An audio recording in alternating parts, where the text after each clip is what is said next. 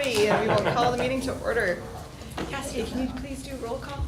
Yes. Justin Cully. Aye. William Beck. Here. Chloe Lott. Here. Carly Sherrill. Here. Shelby Poole. Ashley Kukasik. Here. Maddie Knudsen. Here. Joe Valentine. Here. Allison Fick. Here. Alright, and Justin, could you please read the mission and vision? Yes, the mission of WLA is to utilize leadership-based programs, strategies grounded in solid research, and the demonstrated success of core knowledge curriculum as a basis for a rigorous overall educational program. The vision of WLA is to be a school where students become exceptional leaders and are prepared to navigate and shape their future. Thank you. And I will go ahead and make the motion to approve the May board meeting agenda. Second. There's been a motion and a second. Any further conversations? All in favor? Aye. Any opposed? Any abstentions? Motion carries. Any conflicts of interest to declare today? Hearing none, we'll move on to 5.1, which is public comment. Nobody has signed up. Guest presentations. Do we approve the agenda? Yeah. Guest presentations. Okay, we have Brenda up first. Okay. Thank you for having me here. Very excited to share the report as where we are.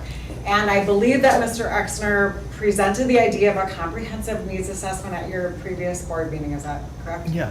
I should probably introduce you since the board Well, hasn't we met will. you. We Okay, will. you introduce yourself? Well, you can introduce me. Sure, go for it. This is Brenda Damiani, who we've contracted with through DreamWorks to help us kind of have an outside lens that has some expertise in the needs assessment process at looking at kind of where we're at in the school. As you know, our strategic plan is either needs to be tweaked, changed, thrown out, renewed. I mean, the timeline on it is kind of at the end. And so usually a big part of things when you're looking at what your plans for the future are is starting by where are we at right now.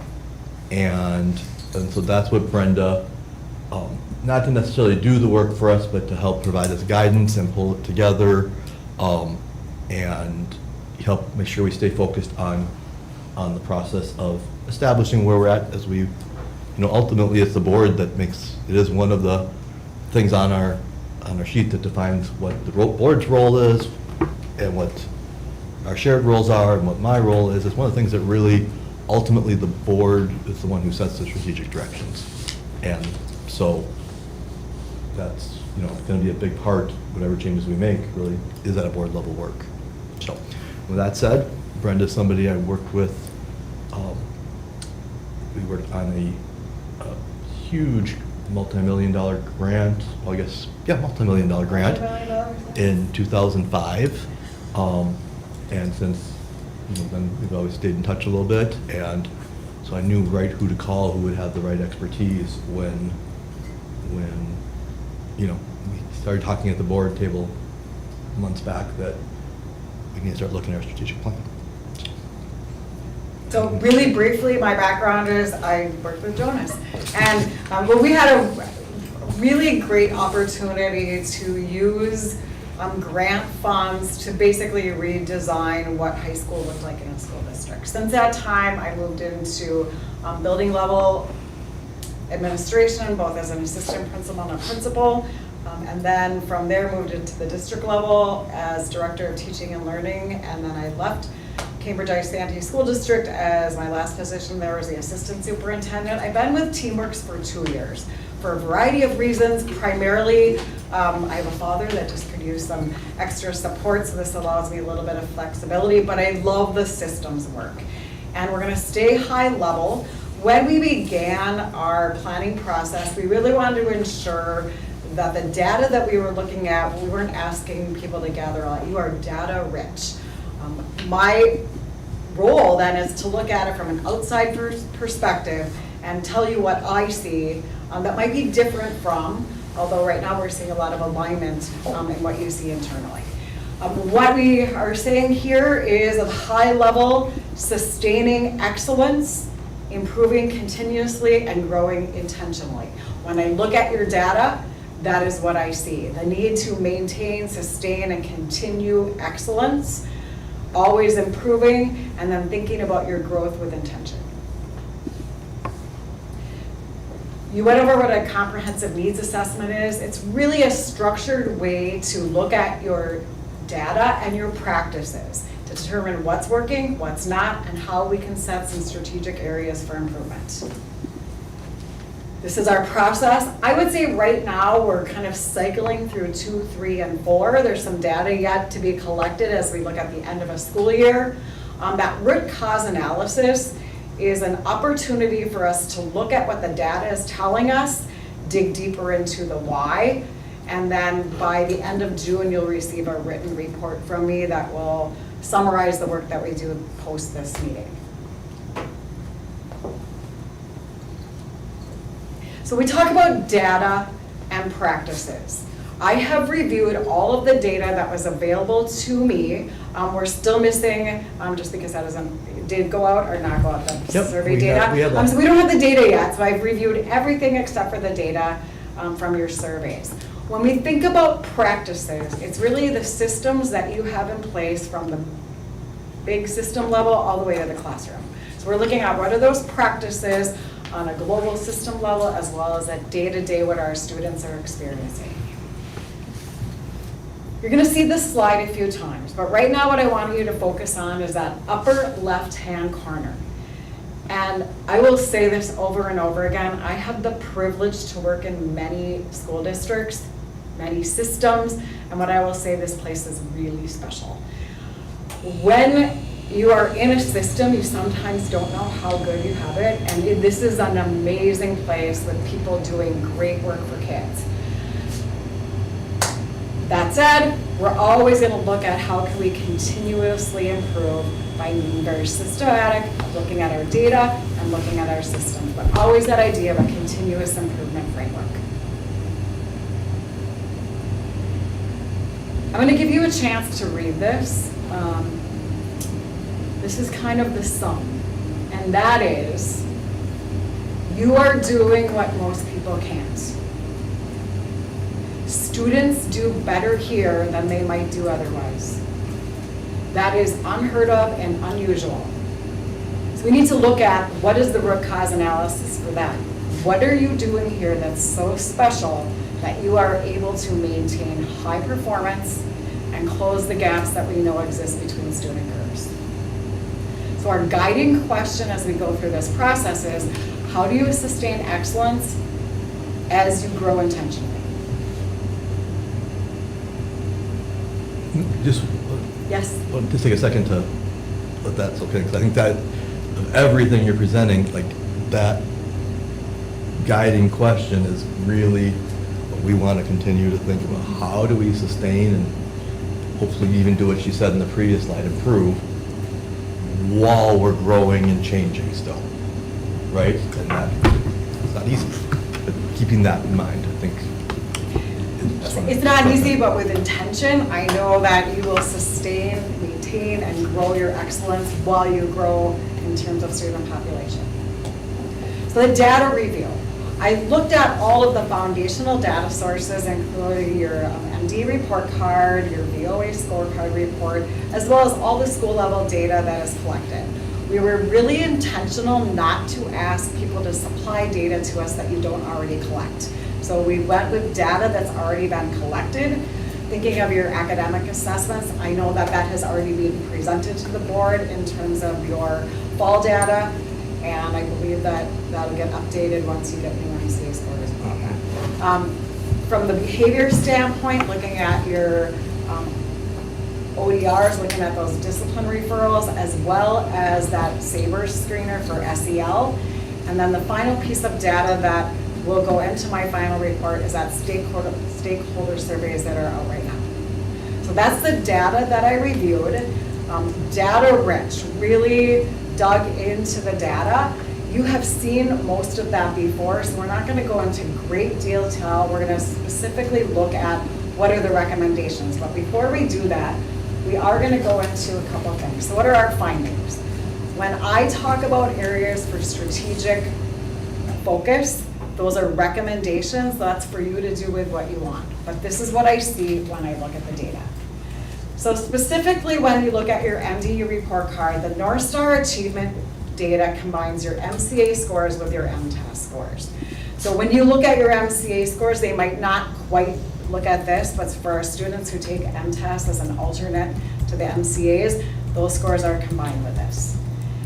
What I did here, and I think this is an important point, is I took your scores for achievement with the statewide average, and then looked at in every single measure you were above the statewide average. But the variance between those is great. So we might say that the statewide average is a bar. You are exceeding that bar greatly by all students. So your difference is exceptional. But there are groups that are benefiting maybe more than others. While all students are doing better here than they might at another school if they attended it. So that is clear. They are doing better here. But there's a little bit of a gap in between how much better they are doing. So what we can say when we look at the data, students do better when they attend WLA. They are getting a rich experience. Their academic achievement is showing it. And yet there is still room for improvement when we look at some of the student groups. Your students that are learning English, maybe as their 5th language, they are knocking it out of the park. They are doing exceptionally well. Math and reading, we have seen tremendous increases in your scores over the last few years. When you look at free and reduced price lunch, we're seeing students doing better. I want to point that out because you do not see that around the state. That gap persists in most schools, and it doesn't here. We'd love to see that grow in terms of outperforming the state average, but that gap is super hard to close in most schools, and you are doing it here. Where I'd love to pay some attention is with special education. You have great programming. You have increase in population of students with IEPs, and I think there's a way that you can continue to close that gap. But in every student group, you are outperforming your state average, and all in all, this is an amazing place doing things that are unheard of in other schools. Back to the slide. So we're looking, that was our overall big achievement data. We know we have school level data, we have behavior data, and we also look at our Saver Screener. When we think about practices, we're thinking really, really high level. That infrastructure, we now have 2 campuses. We have leadership that we have to make decisions about. How does that work for a secondary school, the upper school? Very important when we think about systems and structures is how do we engage family and the community? And when that family survey, that'll give you some rich data there. Your multi-layer practices and supports, really looking at that instruction that we give all students as well as interventions, and then assessment, and kind of what we're doing here today is that database decision making. How can we use that data to make really good decisions for our students and our families? If I were to highlight areas of strategic direction to consider, these are the 4 that I identified doing a really deep dive into the data. I gave you the highlight of the academic achievement there. First one is a consistent Tier 1 experience, and we'll go over that. Differentiated professional learning, secondary upper school identity and student retention, and finally a consistent attendance messaging. So these are recommendations. They are in no way saying this is what you must do, but when I look at the data and when I look at systems improvement and continuous improvement, these are the areas that I would consider focusing on. So when we think about that consistent Tier 1, we're looking at what are we giving to all students. We think about that core instruction for all layered with interventions. You can go ahead to the next one. And this is something important. Many of you have seen the triangle. We're going to flip it on its side a little bit, and you're going to notice that the green goes all the way through. That is our Tier 1 core instruction, and all students should be getting a consistent experience with high expectations.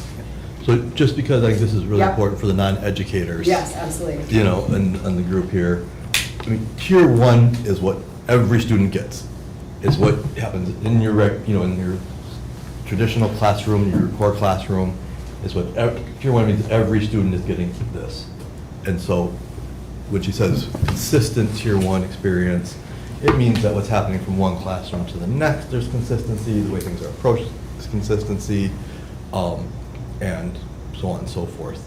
I'm going to give you an example that might help flesh that out a little bit. When we talk about tier one and we talk about the idea of this is what all students get, for a student, let's say with a 504 and IEP and special ed, we say there's tier one first.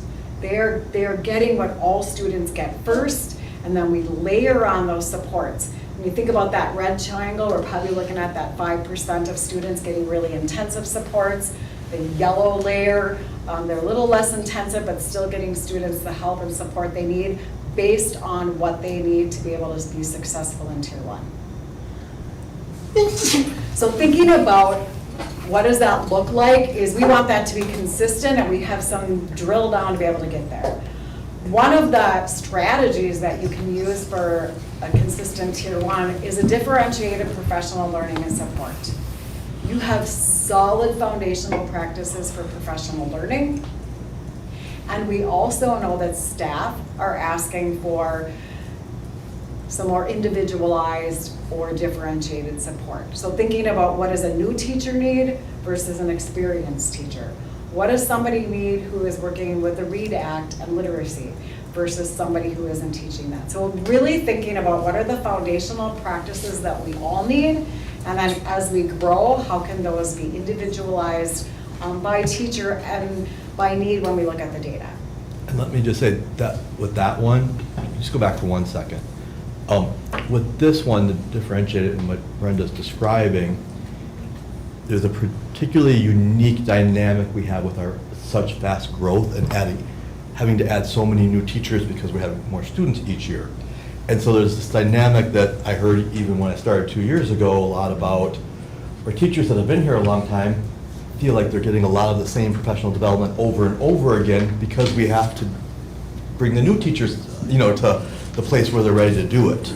And so that's true in all systems, but because we've had so much growth, it's more true here. How do you bring in the new teachers, make sure there's not an assumption that they know what they maybe not know, and then how do your experienced teachers continue to get support there as well as get what they need to develop? I really think it's important, and I know that you already do this, is how is that individual growth linked to their PLC, that team of teachers that they work with, along with what are your school goals? But for teachers, that might mean workshop week or professional learning day, depending on where you're at, and you may have, not everybody's gonna do the same thing necessarily. More where it's more tailored to what individuals' places are. Where we've tended to do historically, everybody's kind of doing the same things a lot of the time. And I think the difference is being really intentional about that differentiation. It's not a free-for-all, but really tailored to the needs of our students and our staff so that those needs match. I'm watching my time.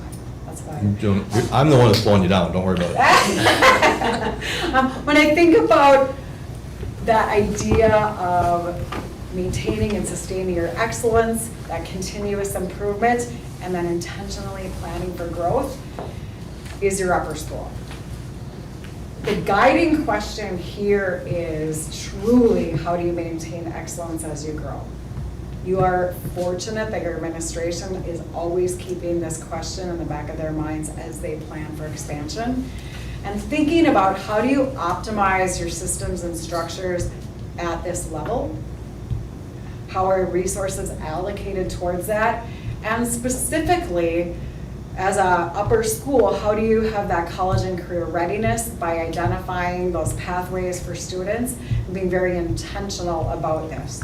So the systems and structures that may have served the system well when it was K7, K8, now as we get into high school and we'll be having graduates, oh my goodness, that you really need to think about how do those systems and structures need to serve both buildings differently. And so something to think about, and again, you're fortunate that your administration has kept that in the back of the mind through growth and planning, but it's something to keep your eye on as you grow. And think about the mission that Justin read at the beginning. There's 3 pieces to it. One of those 3 parts of our mission is using a core knowledge foundation. Core knowledge goes through 8th grade. So that's a little bit of a natural identity struggle we're going to have with, as we're adding more and more to our 9, 10, 11, 12. The leadership part still applies, but the core knowledge piece isn't really what you do in 9th and above. So what changes that, and how does that change our communication and language and so on and so forth? We also know that it is very typical when we talk about student retention, that there are natural breaks where students might make other choices. Thinking about that identity and programming in order to continue to retain and add students. And the last one I would say, the first 3 are by far kind of the big 3.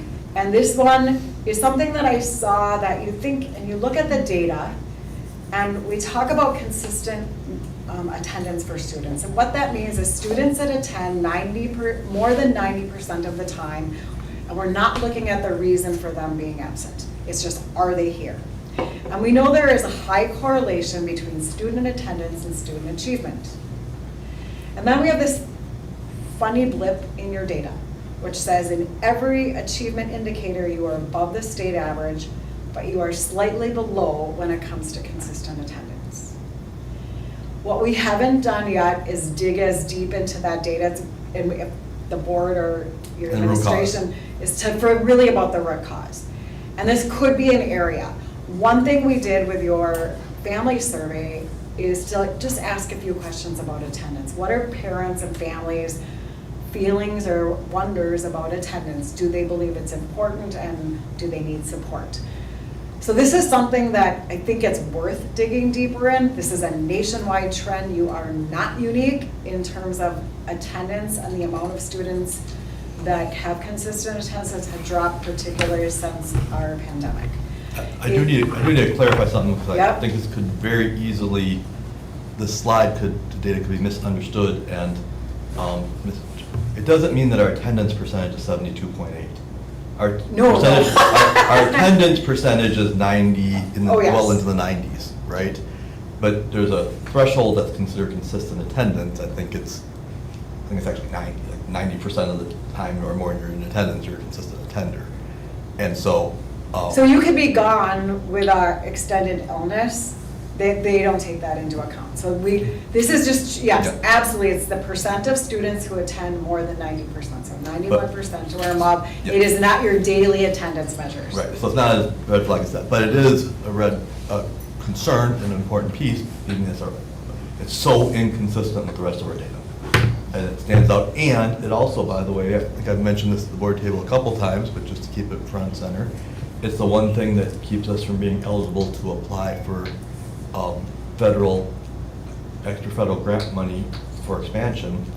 It's the only data point we are, every other data point we'd be eligible for the money, and attendance is what keeps us below it. On the flip side, I would like to applaud our teachers for the achievement that we're getting when that's our attendance, so thank you. Mhm. So yeah, I just want to reiterate, that is not your attendance rate, it's your consistent attendance rate, which is one of the factors that play into your report card and other things.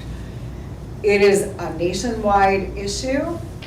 Going back to that question of, do I need to be in school consistently? For some families, we understand the need. We don't want sick children in school.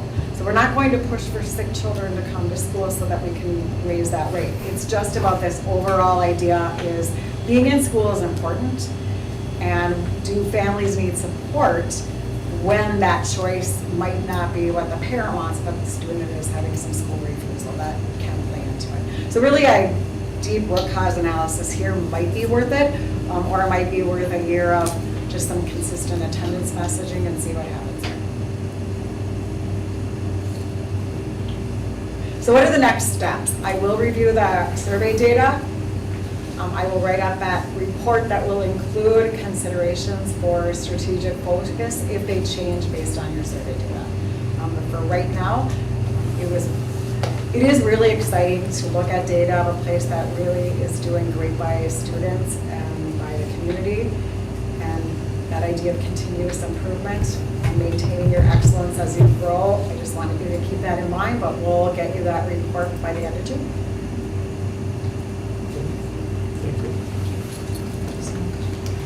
Do you have any questions, Brenda? Well, does anybody have any questions or anything that you were wondering? I assume this data was from the last MCA, so last year. Yes, So yep. 20. So a year ago. Yep. A year. Even the behavior data and stuff, or did you look at this year's for that? I mean, I looked at behavior data. What I do wonder is, and I'll put that in the report, what we see is just a huge variation in office discipline referrals throughout grade levels and teachers, and I don't think that's necessarily indicative of overall behavior, so I really want to dig deeper into that. I'm saying that data, you looked at this year's data or last year's for that? I looked at this year's data for behavior. So the Yep. MCA tests, if they The were only tests thing are that we didn't previous look year. at was the MCA data. Again, most things are from the report card from this year, but I was able to, Megan Yep. is a gem, and if you don't know that already, she's a gem, and she and I have probably met 4 different times. I'm going over data, and then I would ask her for different data, and she'd give it to me, and we talk about it, so that was great. Okay. I Wonderful. think it's more a question for you, but when parents call their kids in sick or say they're not coming, a reason's not always required. Do we maybe have I mean, some no, they requests? usually says, system APs help me out here, and Ben help me out. When parents call their kids in, they typically, if they say sick, we put absent illness, AI, but they usually, we ask for a specific reason, right? I don't think that always happens. I think this process needs some fidelity. I know the front desk in the lower school asks for reasons, and like tries to ask for one, and then we kind of update the system that way, but I would agree that there needs to be more of a process Mhm. when it comes to like requiring doctor's notes for longer absences, like our policy again says, and What's excused, what's not. what's excused, what's not, maybe like following up, like truancy type things, yeah. Mhm. But yeah, that definitely is. Don't most absences get left in the voicemail? Yeah, there's That's the hard part. emails So- and voicemails. So if no reason is given, is there any follow-up to why they're missing? Okay. And we potentially could do that, but that would be very labor intensive. Yeah. Is that the Yeah. best use of our There are time? We could do more communication requesting families leave that, and that we really need. There's a parent square opportunity in there. Yeah. So it seems like what I'm hearing is it isn't at least an area that we might want to dig deeper into. Yes. Maybe the reason to require drop down in Parent Square or something like Yeah, man. She just said that to me. that. Well, I was just going on that.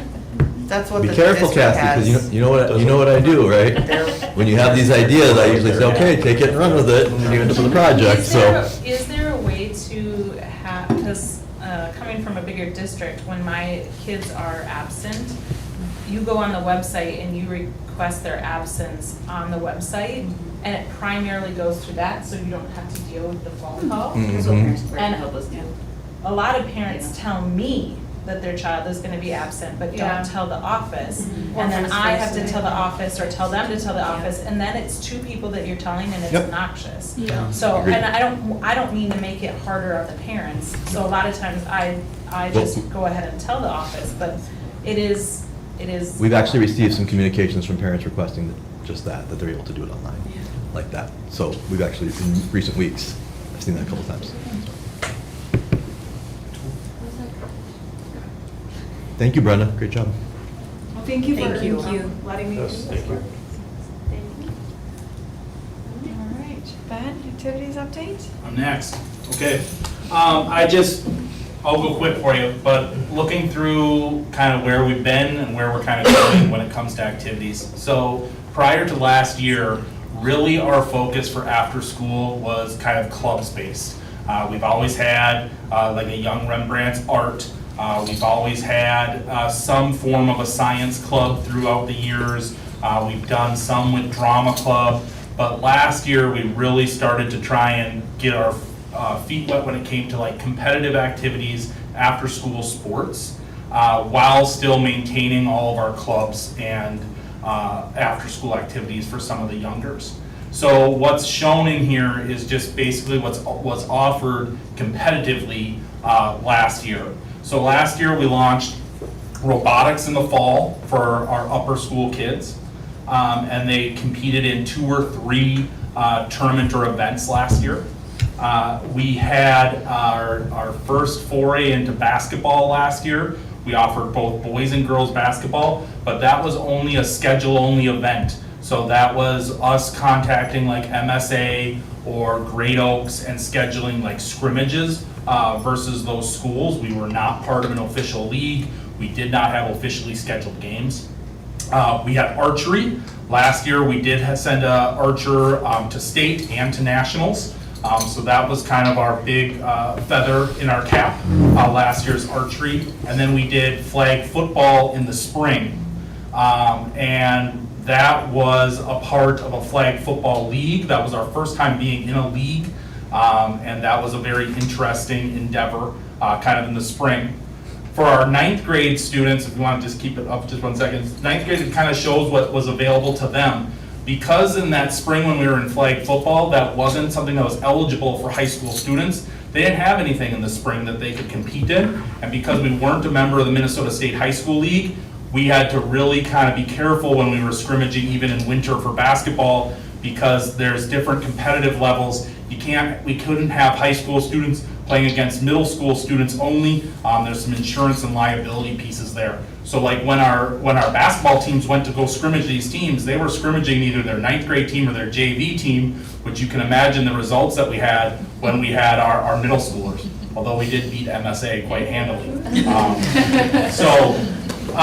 Then we flash forward to 25, 26. So this is this school year, and the big endeavor at the end of last year was a push to join a middle school league and the push to get into the Minnesota State High School League.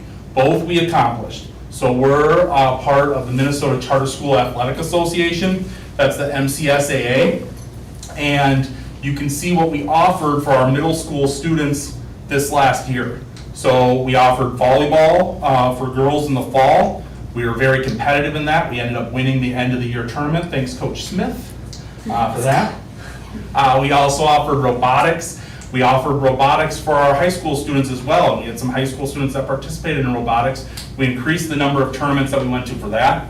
Then we did a full boys basketball season, a full girls basketball season. We once again did archery. We had an archer that finished just 1 spot out of qualifying for nationals. So again, that's one of the programs that we're really kind of proud of here at WLA. We did flag football and we did golf. And those are going right now. We actually have a golfer who's won all 3 of the tournaments that our golfers have participated in. Flag football is right now undefeated with their Team 1. Team 2 has had a couple losses in there, but doing some really good stuff. And then we also joined the Minnesota State High School League. And so with that, being part of that middle school league, again, those high schoolers still could not compete in the middle school athletic conference, right? And so you can see that our high school offerings are less, right? And part of that is we need enough high schoolers to fill a team, and we needed to be a part of the Minnesota State High School League, and we're going through all those processes, right? In the spring, we offered badminton. Girls badminton was our first high school athletic, and they had a competition as well, so thanks Coach Strant for doing that. And then the one that's starting up now is we're in a virtual fishing league, where our high schoolers will be able to compete in a fishing team and participate in that way. So now, forward thinking, going into next year, these are the planned offerings still in the Minnesota Charter School Athletic Association. We plan in fall to do volleyball for girls again. We plan to do both girls and boys soccer. I think that's going to be a big undertaking this next year, but I think it's going to be very popular. We're also going to keep robotics. Winter, we're going to do boys basketball, girls basketball. There's a push in the league to launch cheerleading. If you came to any of our middle school events, you know that a lot of the schools in our conference take on cheerleaders to their events. Now they're going to separate that out so cheerleaders can come to the events and have a competition at the end of the season. We're gonna have archery, flag football, golf, and fishing. So that's all in those middle school ranges. In high school, we plan to try and offer volleyball. We plan to try and offer robotics. We're hoping to get cross-country going. One of the great things about cross-country, the great things about golf, is you don't have to have a full-fledged team to have individuals compete. So if we have 2 or 3 people that are really interested, they can compete and represent our school without us having to fill an entirety of a team. Basketball in the winter, archery as well. Badminton we want to do again. We want to expand golf into high school next year and try and get those activities really going. Next year we are not part of a conference yet for the high school league. Typically you have to be able to present and say, hey, I have this many varsity athletics that you can routinely schedule me for before a conference takes you in. They're not going to take you in if you're like, hey, guess what, I can bring a JV team. So this will result in us individually scheduling with schools. So I'm in contact with a lot of the local athletic directors, and so we will be traveling to different places. They may come here, but it's not guaranteed that, especially for the team sports, that those will be a varsity contest. We do not want to put our students in a position where they're competing against something that's well above their level, and then they get a distaste for the activity that they're involved in. So that's kind of what we're going with. And then just some other possibilities. There's been a lot of talk from a lot of different people. We are still trying to connect with another school to do a co-op for swimming. I know that there's some interest there. I don't think we're building a pool here anytime soon. So getting to do a co-op with other schools is great, but other schools need to be able to benefit from our people attending their program. If they already have a full program, they have no requirement to co-op with us. So if we're trying to piggyback on a program that's already successful, it's hard to get in the door because they don't need our athletes to be able to do that. So we've had, I've talked to 5 ADs right now about swimming. The door's been closed on all of them. So now it's on to the next one and the next one, and it's like, virtual dating, maybe I'll get one of these times. So you kind of see the other part. That was good. Yeah. Okay, and then at the end of the thing, the big goal for next year is to get that conference. That's what we want to get. We want to keep offering stuff for our students. We want to keep having them have the best experience that they can here with what we can offer. But the big goal is work towards joining a conference for next year, so that way we can keep standing out as WLA athletics and after-school activities. So, cool. And just for context, everybody, this year, fall, the 25-26 school year, for 9th grade and above, we have 36 students. Yep. Next year, we project we'll have about 70. The year after, about 110. The year after, about 150. The year after, about 1. So, I mean, the number, 70, and then probably, unless we get more, with the space we have, we probably top out not a little bit under 200, unless we, at some point are able to access the daycare space downstairs. But point being, huge difference in what you can offer with 36 kids than what you can offer 3 years from now with 150. And so these are going to keep expanding, each year and what we're able to do. And we're still pretty limited with 70 kids, 30 some boys, 30 some girls in high school next year, and how many different things you can offer. Right. And at this point each year, like I submitted last week, our list of projected activities for next year.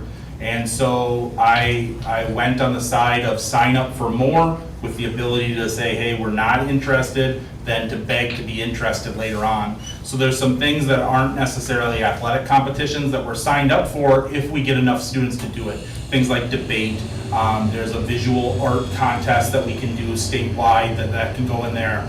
And some of those other pieces that we can look at. As long as we get a coach that wants to do it and wants to have joy with the kids after school, and we get the kids to join, we want to have that opportunity with the state to be able to do it. So, cool. Any questions, comments or concerns? How's it gone with, like, looking at, like, the basketball, because you got grades 5th to 8th, right? So, Yep. I mean, a 5th grader versus an 8th grader can be Yeah, quite a bit different, and I'm sure it's we- because you don't have enough kids to do. The league allows 5th through 8th. Okay. We opened up, like volleyball, we opened up 6th through 8th. Same with basketball and same with football. And then when football, the numbers weren't there, then we talk about looping back in those 5th graders. Mhm. But we get leveled leagues. So like for volleyball, we had 3 teams. We had an A team and 2 B teams. And typically in basketball, we had an A team and a B team. So what we typically saw is teams, our other schools do like their 5th and 6th is their B team, their 7th, 8th is their A team. Sure. Not necessarily just on their level of play.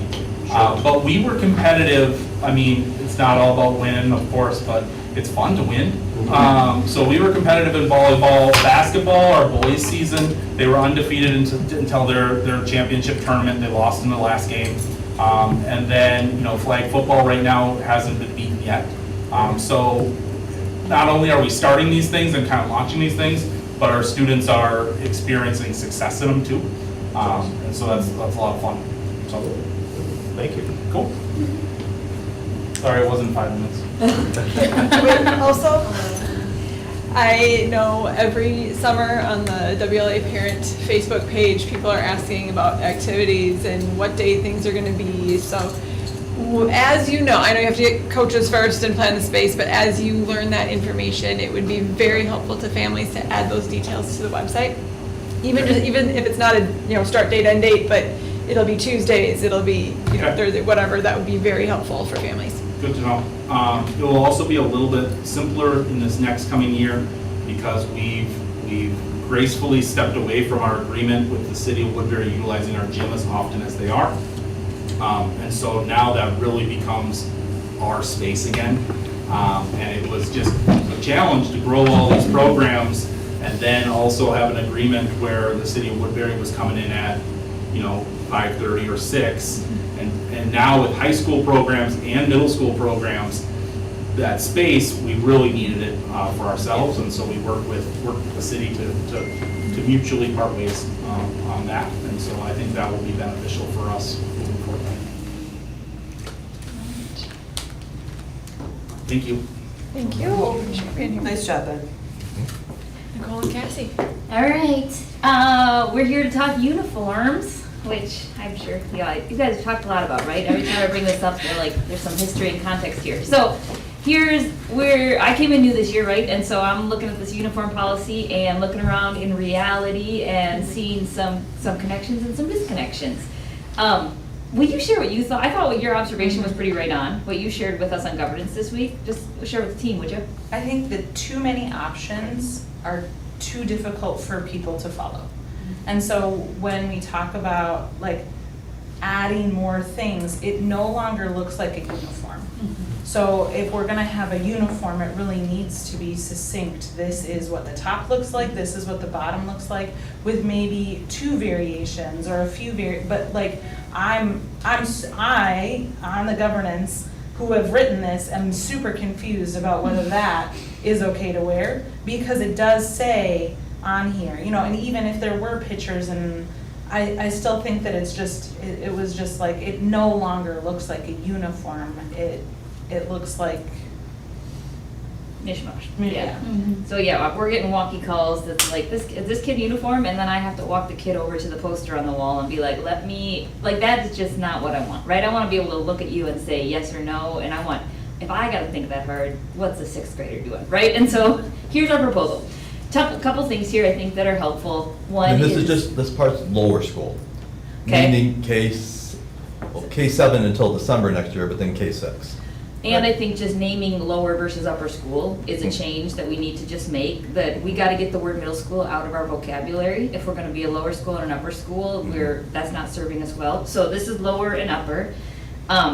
We just a little reorganizing here. I'm a visual learner, right, top to bottom, kind of on the body here. I think just some reorganization here could help us see some things. The proposal from our team here is keep it khaki or blue on the bottom, khaki or blue, period, okay?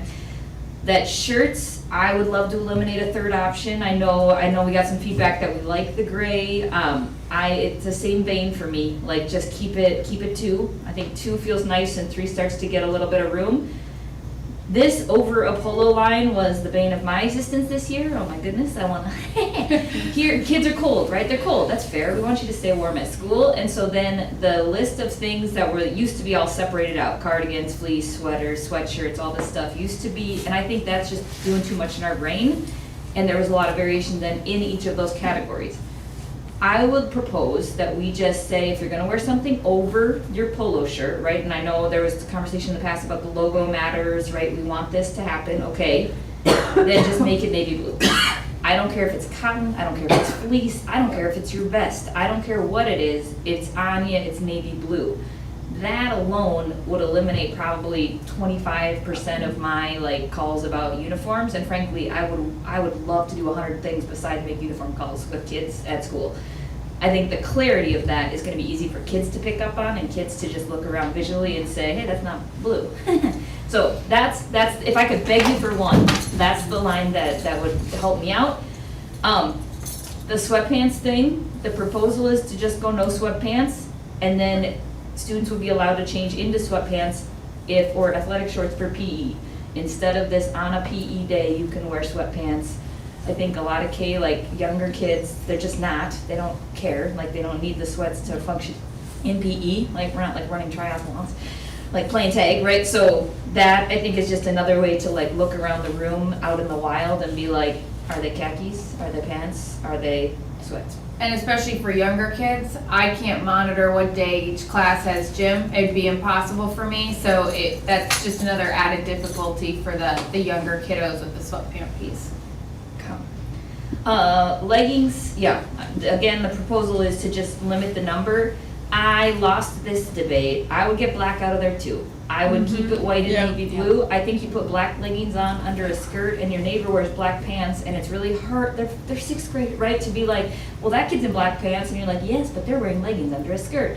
I think black on the bottom just says black on the bottom is okay to the general population, right? And that's like 12-year-old mindset a little bit. So I would just cut it. I would keep it white, navy blue. I just want dialogue with you guys, but I'm just gonna tell you what I want. Can I make a suggestion? Yeah. What do you guys think about white, navy, gray, whether it's tights or leggings under skirt or dress, or the sleeves under the jumper? About sleeves underneath, because that's the thing too. And that is up in the top right, which we do have the white, gray, navy. So if it's white, gray, yellow, navy, they can sit everything. Yeah. They like khaki instead of, obviously you're not gonna have white pants or white jumper. Sure. But if it's white, gray, That is navy. moving in a good direction for me. So at least it's all, because, Yeah. I mean, also if we're doing K through 6, to do 2 colors for 7 years is kind of, I hear and ya. white is super hard to keep clean. Yeah. I know not a ton of kids wear gray, I don't know, it's probably, they don't know if it's allowed.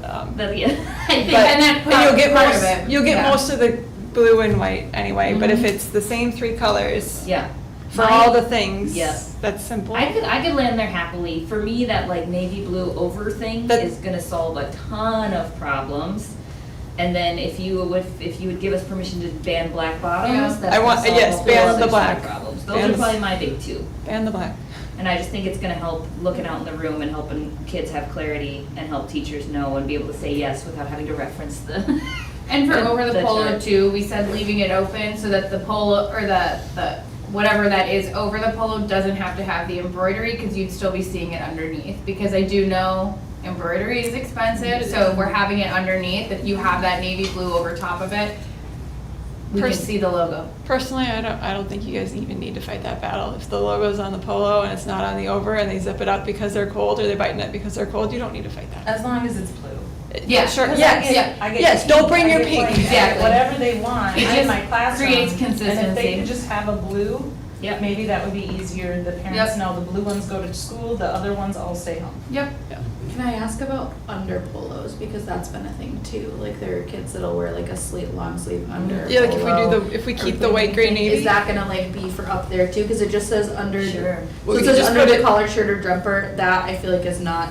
We could do super another enforced row either. under. Well, the Jumper jumper should or just be Say blue. undershirt? You Is don't it the same as wear over anything slash under your polo because you're wearing a sweatshirt. You shouldn't be wearing anything under the polo. I think some families save money by doing only Yes. short sleeve shirts embroidered and then put a long sleeve shirt underneath. I But if know, they're but able I'm to get the saying blue like jumper, then they you have the should blue be shirt. wearing a sweatshirt, a blue sweatshirt over the top. And since we're saying you don't have to get a logo, then you should be wearing a blue sweatshirt over the top. I don't really care if they wear it long under. I'm just I think thinking just like set a the lot of my colors. students are like, I'm gonna wear this sweatshirt or this whatever underneath, so it's hardly I'm wearing a uniform. Yeah, I think as long as we. There's keep a lot that of color underneath scheme. stuff, like sweatshirts, things. Yeah. So I guess I just want like clarification on that, very, very clear from a teacher perspective, because then it makes it really easy for us Correct. to. If we do that over a polo line, like over / under something, does that work? And just navy blue? Navy blue Sure. all day? Is that too restrictive?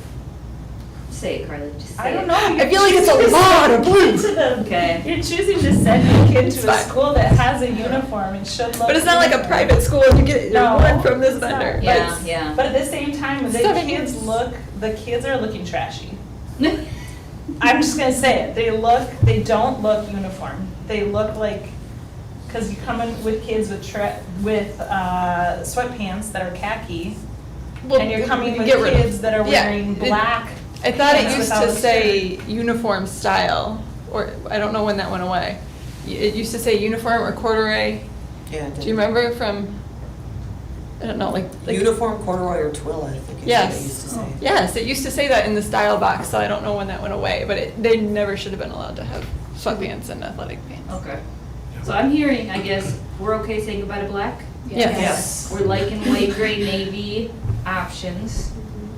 Everybody's okay with this over sweatshirty thing being one color? Navy One blue? color. Yes. Okay, then, I mean, I'm sold. I So then we just need to, can you add it in there, Cass? Can you edit that right now? I or no? can't edit it. Okay. I can edit it for me. Okay. So something about undershirts being white, gray, navy? Or whatever you wanna call Yeah, them? we could just, yeah. Yeah, Okay. yeah. Because And that then covers and then under a cross jumper, black under here polo. and there. Okay. Before we talk about 712, what communication would this require to families? And I do think we should wait to actually pass this policy Yeah, yeah. next month Yeah. to just digest a little bit, but if there's something that families are gonna go spend money on in the next Yeah. month, we should tell them the plan is. Well, if we're keeping the white, gray, navy under the shirts, then that's not, like, we're not gonna have to tell people, don't buy this, or hey, you bought it for this year, and, or you bought an extra one big because they were on sale and now you can't. So I think, I mean, we're, But the other piece for both lower and upper, I think, especially, well, at least for lower for sure, I think the governance committee, I think, talked about this, that we had grandfathered in the hoodies that they stopped selling at the embroidery place a few years ago. And at this point, like, it was hard to, parents spent a lot of money on these hoodies, it was hard to say you can't wear them to school, right? But now they've been able to wear them for 3 years, like, spirit Yeah, wear can we Yeah. say no more hoodies? Yes. wear. Yeah, I think families that bought them and got their money's worth out of them already, and they can still wear them on Spirit Wear Day, right? So I don't think that would be, if we had enforced that a year or two ago and families spent $70 on a hoodie, they would have been upset that they couldn't wear it to school. yeah. But at this point, I think we can get rid of that. But I think we need to communicate that out clearly in the fall. We need to remember principals. We talked about having families get the handbooks and signing off on them, and I think that that's something that we should reconsider over the summer to actually make sure families are aware of the policies, sending it out, having the signature, and, right, we talked about that? Yeah, doing that this summer. The vests should be logoed, right, because that would cover up I don't care. they are currently. I don't care if we cover the logos personally. Yeah. Did you care a little bit more? I just remember governance committee, I think 2-3 years ago, we had a big debate on whether or not the logos should remain. We decided they should remain, so I think having them present, if that's what we decided, but I don't. I think we're gonna get Great, people that whatever. will follow the policy. If anything that goes over the polo doesn't have to be embroidered. Yeah. Because I think I'm getting students in my class that are wearing whatever sweatshirt they want. Correct. Because they don't have the Correct. proper That's exactly right. sweatshirt. So if they could just bring a blue whatever, Yeah. a navy Then I'm blue cool with whatever, it, yeah. then parents, and that would be cheaper. Yeah, $20 and that's the goal rather too, than is just to $25. provide affordable options for kids. Because again, at the end of the day, we just want them to be able to learn. And if they're freezing, they can't. So we just Yeah. want to give them the option that still creates uniform. But Okay, We wouldn't sounds be- good. We wouldn't be fighting the battle then if I wore my black shirt with no logo, but I cover it with a navy blue zip up when I zip it up. No, because we're gonna put an undershirt that says white, gray, navy. Right. Oh, but the under one has to be But logo. now I'm covered with my sweatshirt Yeah. that doesn't have to have a logo. Yeah. And this might be too nitpicky, but you know there's going to be a student that's wearing whatever they want underneath. Now they're not embroidered sweatshirt that we're saying is okay and it's zipped up. It does say over polo, so maybe like that's a thing too. I think that's not the right word. I think it's like over Right. a logoed shirt essentially, is Yeah. what Sure. we're saying. Okay. Yes. like make it a Yes, 'cause style it- note 'cause or the something. Oxford shirt Yeah, or like counts. over a uniform, or over the above shirt, something. That's what it's getting at. Yeah. well, now that we know kind of the color Over like, a uniform. style, Yeah, yeah. we can over the edit it uniform, some more yeah. and make that clearer. I'll add that too. I think that's actually good, like, because then it differentiates, 'Cause yes, you could put uniform a- is this other part. You This can is put your just sweater over your uniform. dress, it's over a uniform. Yeah. Coming from a teacher, thank you so much. This is very helpful. It's And I appreciate it. It's hard when there's Yeah. inconsistency and it's hard when it's unclear. So And thank we're you. trying to make a teacher-friendly one too that can be in classrooms that isn't the styles and the notes, but just like the item, color, and then a picture of what would be Love. allowed. Thank So you. we're working on that too. That's a separate doc, but we'll get that out. Amazing. And are we gonna add the pants, bottoms, whatever styles, like uniform styles or something? Uniform slash, like business. Uniform For casual, quill. capri, Oh, yeah, the whatever. material thing kind of. I don't care what material, but you know, Do they uniform even make style or corduroy professional. anymore? Like, We're is not- that She's sporting them right now. Oh, you are? Yeah. For kids. Still not mean they're like, I wasn't being Okay, yes, you got the note about the pants? I got the note about it. 712, do you want to talk about 712, Yeah. Jonas? Yeah, Which some- one's 712? So 712 is below it. All the things except for one that are in Oh, red. grades. I Yeah. thought policy number 712, Yeah. sorry. All the things that are in red, except for one, are the same as lower school. And the one that is different is in undershirts, adding an option for grades 9 through 12 only of orange. Partially, it comes from the fact that this was petitioned by students and student-led. And the student went to an embroidery store and had to mark out examples and all that kind of stuff that they wanted. Great show of leadership. That's Right. So part of it I want to model for students, like them bringing ideas and doing it, bring them forward. So that's one. Should we simplify it by saying the above grid plus light blue for 7 and 8 plus orange for 9 through 12? Would that make it like Yeah. even So less to look at? So that's the other thing that's different, and yeah, I think the wording here, I think, Yeah, we Brett, can tidy it up. if you could help with that, Yeah, we can tidy guys. it up. But there already is additional options starting at 7th grade. Now, it's really lower school, upper school, and I communicated to all the current 6th graders when I went and talked to the classes about, 7th grade and everything, a few weeks back. I communicated to them that until they move over to this building in December, they're lower school, right? They follow all the rules, if you want each building to have their own rules, right? So that'll be a little weird for next year 7th graders that have one set of rules the first half of the year and different the second.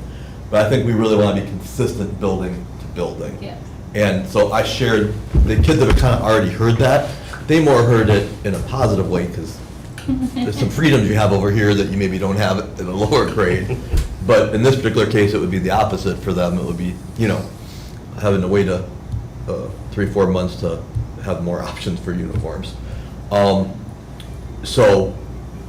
anyways, that said, when the survey data that we've gotten back so far, and granted, we're at about 120 responses so far out of 1,100 kids, so, 11% isn't exactly enough of a sample size to say, but very strongly at K-6 at lower school that uniforms is a critical, important piece of why they come here. And 90% or something had either as very important or important to them at the lower school.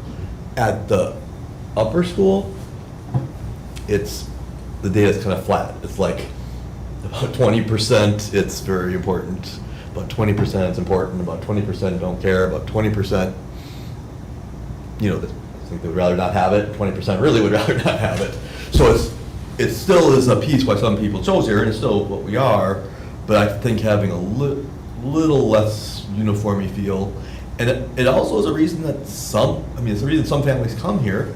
It's also a reason that some kids push to leave when they get to middle school because they don't want to be doing uniforms anymore, right? So I just think yes, it's still our identity, it's still our brand, but having it be, hey, something that you get all these different options when you get to 7th grade that you don't have earlier, something to look forward to and something to distinguish between the two and so on and so forth. Maybe we can give out of uniform passes for good attendance There you go. and combine the two. And they have to hold their pass for the day in case someone calls them in the. We've done it before with little stickers, where they Okay. just put like a little when like I'm out of class uniform reward, because I'm of out of the- uniform. I did that for students that did something and I can't remember what it was. So That's that was kind not of a a good cool idea. idea. But I did do that. Like Did they at used the to- end of a try. Did they I used to had pay for perfect Jean attendance. Day? Say it again. I Yeah, remember there doing was a where they would thing. pay to wear jeans or pay to be out of uniforms for different I don't remember fundraisers and get a sticker. Believe it. Oh, yeah, I mean, no, please no. No, like I meant the sticker part. But yes, that part, yeah. Or even with like leadership, is there ways like the upper school kids could do something leadership-wise, volunteer, like whatever? I'm sure there's probably some great ideas from some of the teachers, and then they could earn 100%. some out of Yeah, uniform days. that's- Yeah. agreed. But I think we wanted, as a general thing, we want to tighten it up at the lower school. Want to keep it at the upper school's recommendation, uniforms and everything, but not tighten it up in the same, tighten up that we're following what we already have in our policy. Because there are some things that slipped here, especially this spring with the whole Phi Ed thing. Well, now, every student in this building had Phi Ed every day, right? I thought we got rid of that last year. Well, Yeah. Okay. yeah. But the update didn't get communicated. maybe. Well, it slipped this spring, and we need to tighten up enforcing what we have, but I don't think we want to make our policies tighter than what they Right. are right now at upper school. I think that would have Right. more negative impact than positive. Yeah. Yeah. So, We'll clean it up. and then we'll have it for approval next month. Yep. Good. Thanks, you guys. Thank you. Good to be with you. That's our cue.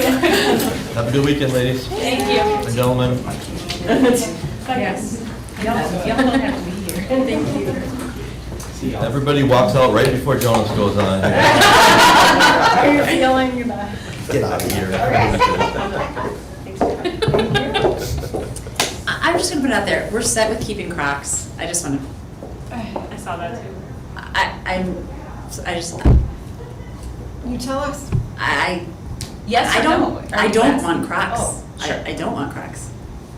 I'm sorry, it's not good for their I hate Crocs. bodies. I'm I don't with you. think I know, but- it doesn't give the right impression of It's what not we're doing. professional. I'm sorry.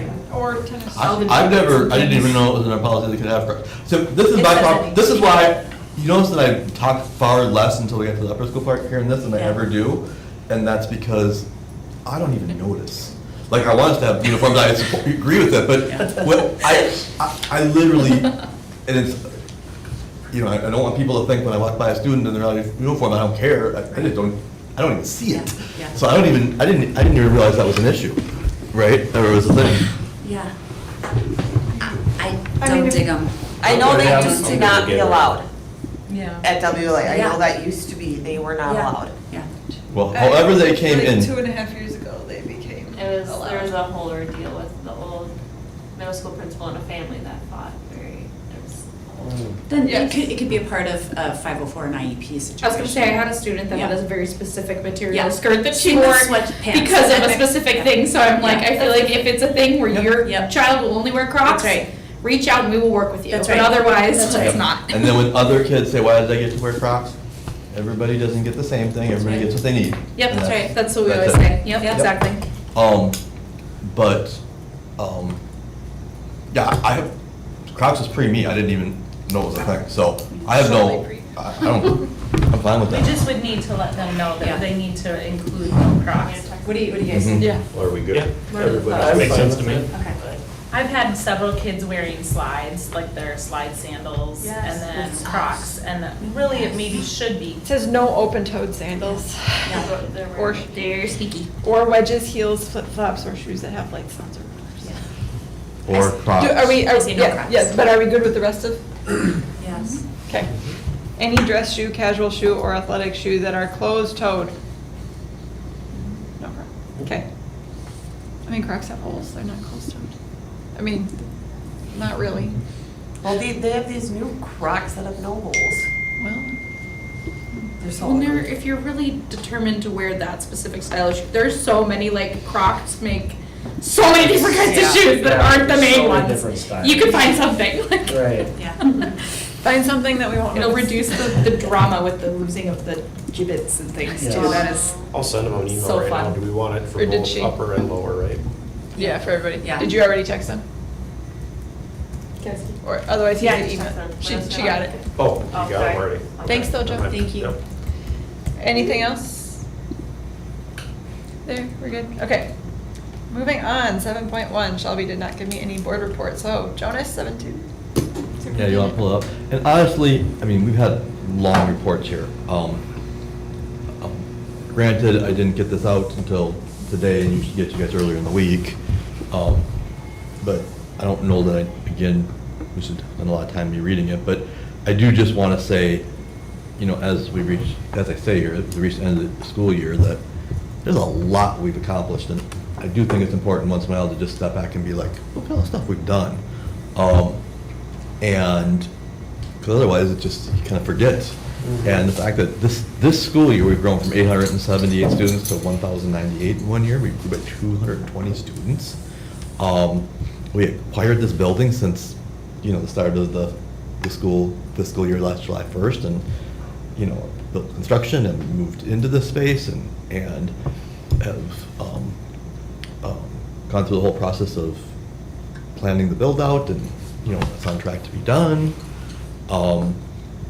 You know, we forget that in the fall, we completed that feasibility report. That was a big piece in the last year. And based on kind of where we were at, we paused on, or slowed down at least dramatically on where we're going with that.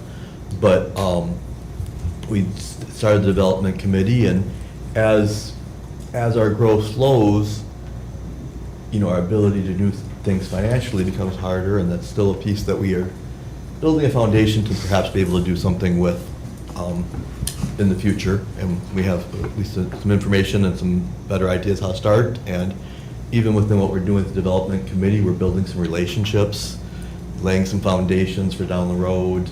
And that work really pretty much began for the most part this school year and completed this school year. You know, we made the plan for last year to, a 3-year plan to work towards making our salaries for all employees more competitive. And we've been able to implement the first 2 of 3 years in that with where we're going for next year. And certainly it's not, you know, certainly we would like it to be more, but we're making progress. And, you know, we'll see what our final results are, but based on our winter map and some preliminary MCA stuff, it appears we're staying, and we really will have to wait and see how the reading looks, but it appears that there was potential with as much growth as we had in 1 year to have a significant dip with so many new students in their performance, and I don't think that's gonna happen. It might be a little bit, but our teachers have done a really amazing job taking in so many new students and moving there. And we really, at grades after, you know, moving forward in our elementary, our K-6, we're not gonna have a year where we have a bunch of new students in the grade, you know, larger than normal, where we're adding a class. And even the way we're going to 8 sections of kindergarten next year means we start with 160 kids, and in first and second grade, we have 155. And, you know, and up to fourth and fifth, where we have 144. that scale now means that, yeah, we may be adding, 2, 3 kids per class a year, but we're never gonna have as many as we added this year. We wouldn't anticipate ever having again. And so that should help us start to even rebuild, and build on the work we're already doing. And I think getting to that place and that milestone is an accomplishment. But yet, really kind of maintaining our piece at this point. Ben talked about the expanded extracurricular. We made significant progress there. And we've continued to staff for increased curricular opportunity, at least at the upper schools for sure next year. And if you were to go down to one of the, we won't go through anything besides this top piece, but the band, the drama, the band, the drama, Spanish, and all things that are being added as opportunities to try and, address that. As small as we were, we didn't have as many opportunities for kids. We're making huge progress there. We made the decision to establish clearly what the lower school and upper school is with K-6, 7, 12, kind of laid out our vision for the future, set the facilities to match that. If you remember, but that wasn't really done until this school year. And we had our first annual winter concert, which was a huge success. And even the event we have tonight is not on the list, but they just completed over in Building B, where students were trying different instruments, to, and students that will be in grades 7 and up anyways, to launch our band for next year. And so, and I know a lot of those things, certainly not all of them, I know a lot of those things were, especially the bottom of the list, was a little bit more upper school focused. But I also think within the piece about purchasing this building, making this the 712 building, that will have significant benefits for K-6 as well. Being able to keep it, not such a wide age range in one building. And so I do think there's that piece. And with this project, the playground going in, which not having enough playground space has been an issue. That won't be done until fall, but we're working on it now. And so I just think it's at the end of the year, just to look back and think, what have we done this year? And those were things that just jumped out to me when I did a little brainstorming. With the added playground space, will any additional grades be able to use playground as their recess time? Or will the grades that currently use the teardrop still be on the teardrop? Don't know. I don't think, we have not fleshed that out. There's been discussions in multiple different directions on that. And it's, that will be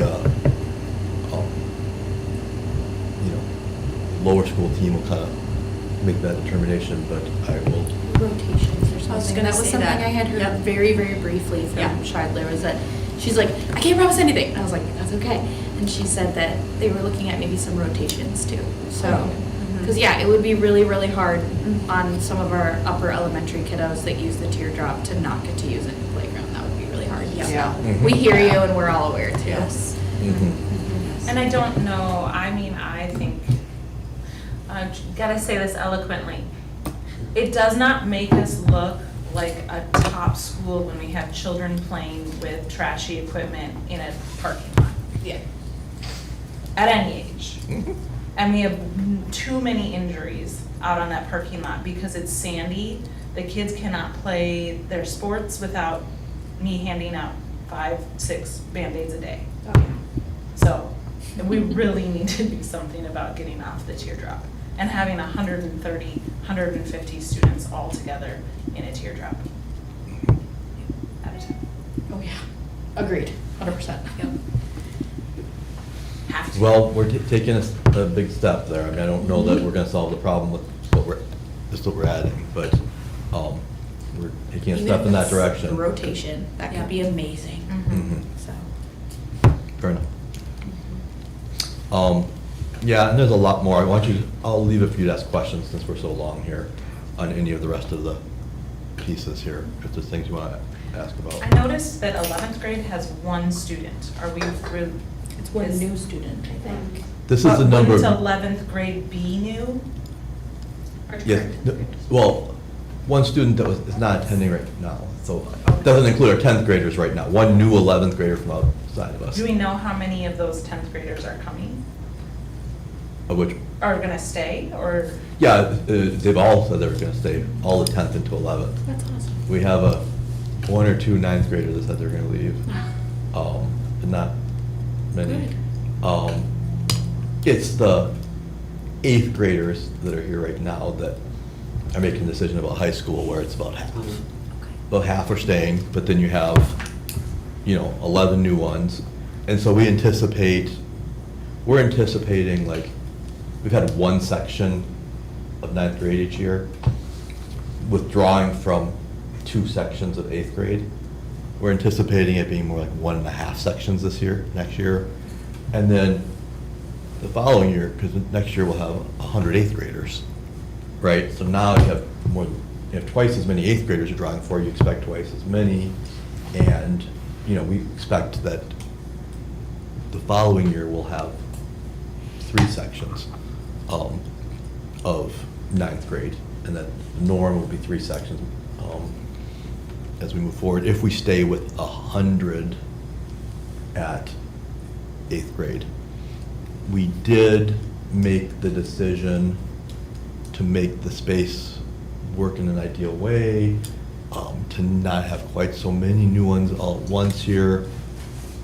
We were back and forth between having 5 sections of 7th and 8th grade and having 4 sections. And we made the decision to go 4. For 8th grade, it's turning out, it looks like we would have a hard time filling 5 anyways. 7th grade, we could have filled 5 if we had chosen to do it. But we made that decision. It also will fit really well within the space where you only have 4 classes up, 4 down. So you would have it spill into the middle of both grades. But then you also have this piece where we're planning to continue to try and have 5 sections of 6th grade. And so with some natural attrition, you really won't have to take very many new students in 7th grade to have 4 if we make that the long-term plan. And that could be really good to not be adding a bunch of new students in 7th and 8th grade to try and get some culture that you're building on. And so that's kind of our tentative plan. For it to work financially, budget-wise, our high school has to hit the numbers we're planning. It could turn out that, we're not getting where we need in high school, so we need to have 5 sections to make to pay for the building. Like, there needs to be some flexibility there. But right now, it's, our plan is to continue to do 5 6th grades into 4 7th and 4 8th into 3 9th grades long term. That's kind of the plan, and that will, if we do that, with the 3 9th grades, we'll run out of space here, and we'll have to, we'll really need that daycare space in 3-4 years, or we'll have to back off and go to 2 9th grades for the room. But that's the trajectory. And that was way more than you asked, sorry. Anything else? Okay. We have a working budget enrollment of 1,097. Our actual ADM is 1,099. We have a projected year-end surplus of almost $3 million. We have a cash on hand of 54 days. During our finance committee meeting, we talked a lot about next year's budget, looking at the food service. We had to increase some money for this year, up to $128,000 this year, and then next year we're going to need even more. We talked about we need to really build in the budget for the fuel changes that are happening right now, and so those will be needed to add it to the budget assumptions for next year. We talked a lot about special education and the changing that is going to be happening next year.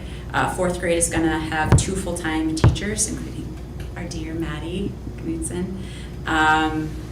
It's just the staffing model that we have right now is needing to be adjusted to our students' needs. To balance the rising costs, we are going to have an increase of state aid, endowment aid, and literacy funding, which is going to absorb most of the expenses. We're going to have leadership change next fall. Our Paula Krippner is retiring, and so we're going to transition to a new special ed provider with EdSource to have more contract hours with them. And one of the really important things that I think is going to be cool, to reduce pressure on next year's budget, we're going to talk about some technology spending that we'll possibly be able to do. Yeah, and specifically with that, what we're saying is, we've kind of gotten in a situation with our technology where there was, prior to me coming, a few years prior to me, there was like a 5-year plan to meet our technology needs, right? And get there.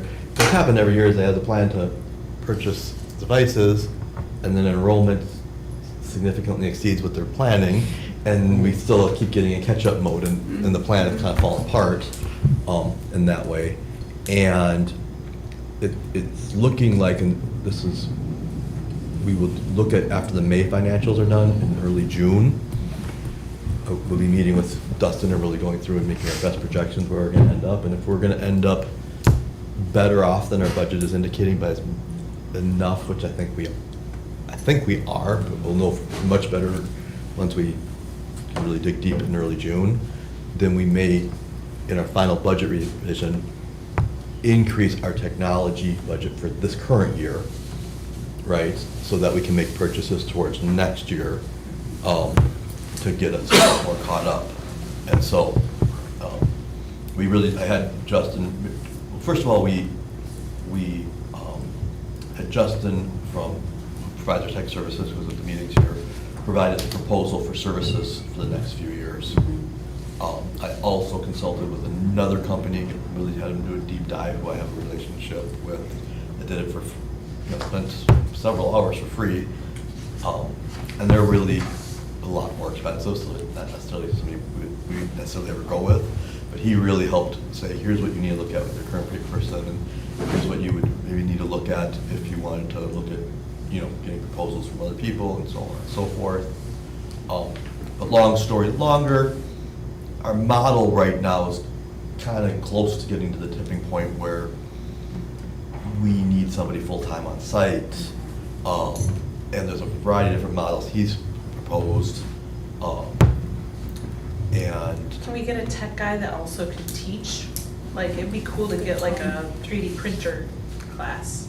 Like, my kids are so excited to use those 3D printers. They're like, we would do X if we could use the 3D printers.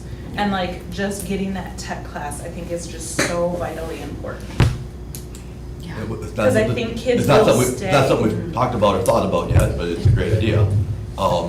So anyways, long story longer, we are really in the process of looking at that, rethinking that. We also have put out bids, since it's financial, I didn't include in the superintendent report, but we had bids due yesterday for our cleaning services that we have to look at. We got 4 bids, including who we use now. And so just so you know, we've been going out and trying to get in the cycle of making sure every 3 years, anybody who's providing a service, that we're getting bids and making sure we're being competitive.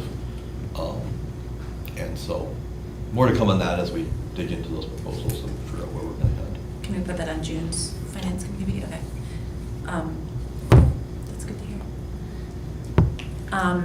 We are going to switch up the timing of our next meeting, and it'll just be Wednesday. No, not Wednesday. Monday. Monday, June 15th. Yeah, I think so. Monday, I don't know why that's Wednesday. I think I didn't change that. Sorry. It's Monday, June 15th at 1 p.m. Just in case anybody needs to know and wants to join. Also really quick, just from a teacher perspective, I don't know how much this like really actually hits the increase in special education funding. We just have like so many students that we service with IEPs, and so like going to that finance meeting and hearing Jonas here, like this is something that's been on his mind. He's been trying to improve for a long time. I just think that that really needs to be highlighted on you responding to a need and just the appreciation. I think that it's gonna go a long way for our students to be increasing. Even, I mean, 4th grade, yeah, we're doing 2, but there are a lot of grades that'll be at 1.5 case managers, and it's gonna deeply reduce the burnout, I think, as well with some of our special education staff, so just, And truly support the students. yes. And that may be a whole nother presentation at some point this Yeah. summer, August, but just for context, we've historically had one special ed teacher per grade, and that's not enough anymore. No. We can't jump to going right to 2 at every grade, but fourth grade next year has the biggest group, as Ally knows, having the group this year. So we put a little bit more there, and the other grades we're putting 1.5. So we'll have a kindergarten person, a first grade person, and then a K1. And a second grade, a third grade, and a 2-3. And what we really had to do is we had to do a deep dive, because what happens with special ed is you essentially end up getting reimbursed about 93% of the cost. So just adding people it makes sense, but the state also has to pay really close attention to those things and make sure that you're not having more than you should be having, right? And that's where you get audited, and as I did a deep dive comparing our finances with other districts, other comparable charter schools, we were spending half as much per student as some of them, right? And then when we met with the person that we're now going to be contracting with, she did some deep dives, and she told us that from her conversations with the people that oversee special education at the state finance, that there's a dollar figure that kind of is at this point raising red flags, where they're going to dig deeper and figure where you are. And we were so far under that number that it made it clear that we could hire more special education people, and so that really is increasing our ability and options in working with students. And so, whatever the students need, I mean, the laws of special ed are whatever they need, you need to do and provide, right? Whatever their needs are, whatever that costs. And so, but yeah, at the same time, they're monitoring to make sure that they could really do need in their IEPs what you're saying they need in their IEPs. And I think there are times where to really give kids what they needed in their IEPs, we didn't have the staffing to do it, right? And so then we ended up making judgments, like when it's borderline, like we don't have the staff to do this, or we don't have to do this model, so I think it's gonna let us really much better meet the needs, and that's gonna positively impact every student. When every student in your class is getting their needs met, then it helps the environment for every other student, as well as the students being served. So we did, there's actually kind of a lot of thought and work that went into that. That's why I wanted to highlight it, Thank you. because it's so appreciated. And that's why I'm telling them that, because Yep. I appreciate you recognizing that, because it's not easy to understand that. It's huge, yeah. So, thanks for saying that. I'll make a motion to approve the April financial and supplemental report and finance committee report. Second. There's been a motion and a second. Any further conversations? All in favor? Aye. Any opposed? Any abstentions? Motion carries. Joe, governance? Yeah, so governance, we met on May 14th, and we discussed, policy 540, which is uniforms, which already was presented.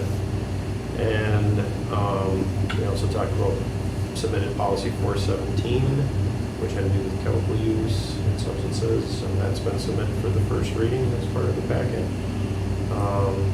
We also discussed what used to be policy 303, which we proposed to change to 404, which matches all the other school districts. Actually had that put together and is in the first reading report packet as well tonight.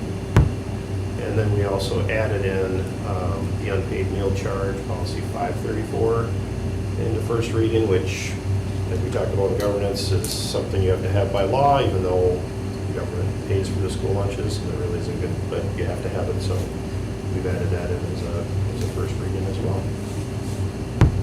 All right. I think the bigger discussion probably would have been 540, but Cassie and Nicole knocked it out of the park, so. For If somebody has any other questions? For 404, Yeah. toward the end, criminal history and consent form, links to St. Croix Prep's website. We'll take that off. And then, I don't know, higher up somewhere it says that we could use a background check to check conducted at the request of another school hiring authority. What does that mean? Can we be more clear in the language? Is that like if they applied to multiple schools and they paid for a background check because they were gonna work at St. Croix Prep and they changed their mind, they wanna come for us, and now they'll transfer that background check to us, or what does that mean?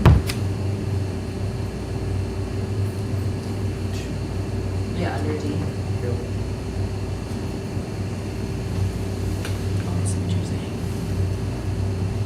Make it a little bit bigger.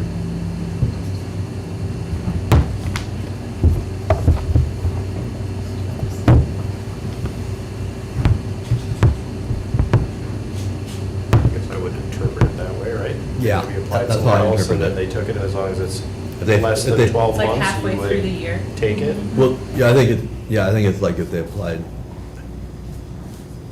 But really, I mean, we could maybe change that D. We probably would do our own background check if we were hiring them. yeah. We do have it in here already, that if they're a new hire and they just were recently licensed, they do the background check with the state. I wonder, like in your instance, your wife is working now as our art teacher. Do we do a criminal background check on her before, like in that instance, that would be that example of we're hiring her as a long-term sub, are we doing those background checks? We should be. Yeah, I yeah. don't know if it's done or not. As far as I know, we are, and we do it, Angela, as far as, yeah. I mean, this is where, like, it would cover us if we hadn't. However, we should still probably, so we took this as an example because it's part of, like, this is what's been sent out. And we can modify things if we don't feel like D fits. Yeah, ours was really skinny. I just wanted to make sure the language was clear to, what does that mean? That's what it looks to me. It looks to me like it was another school in Minnesota, like using, my wife was a sub, she did a background check this fall in Robbinsdale, Right. So Willing- can we if they were willing to cross send their background check over, so we didn't have to go through it'd be quicker, faster, get the information, we could have it started quicker, So cross off hiring authority? Or would we take D out because that's not the that's not the part of the policy we would, if we hired someone, we would run a background check regardless of whether they had a background check somewhere else or not. Yeah, I think you just take it out. Just remove D. I mean, yeah. So then all the other letters would shift. Yeah. Yep.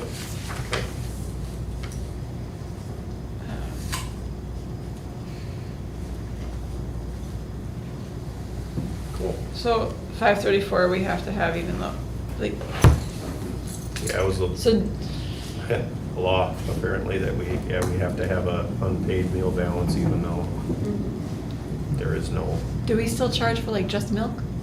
Yeah. So it does kind of apply. Well, we wouldn't give them an extra milk if they didn't pay right then, though. Right? -$5 or what? The only thing on this one, under the collection of unpaid meal debt, the interventions of, well, first of all, upper school, lower school instead of elementary, middle, high school, but the interventions are the same across the board. We just do like one section, this is what we do. Or is it the exact same? Yes. So it doesn't necessarily need to be same. And Right. in all honesty, this really isn't something that we Like that. ever had an issue with or ever have had to collect. The only reason it's up is because we're required legally to have a policy for this, but with every lunch being provided free right now.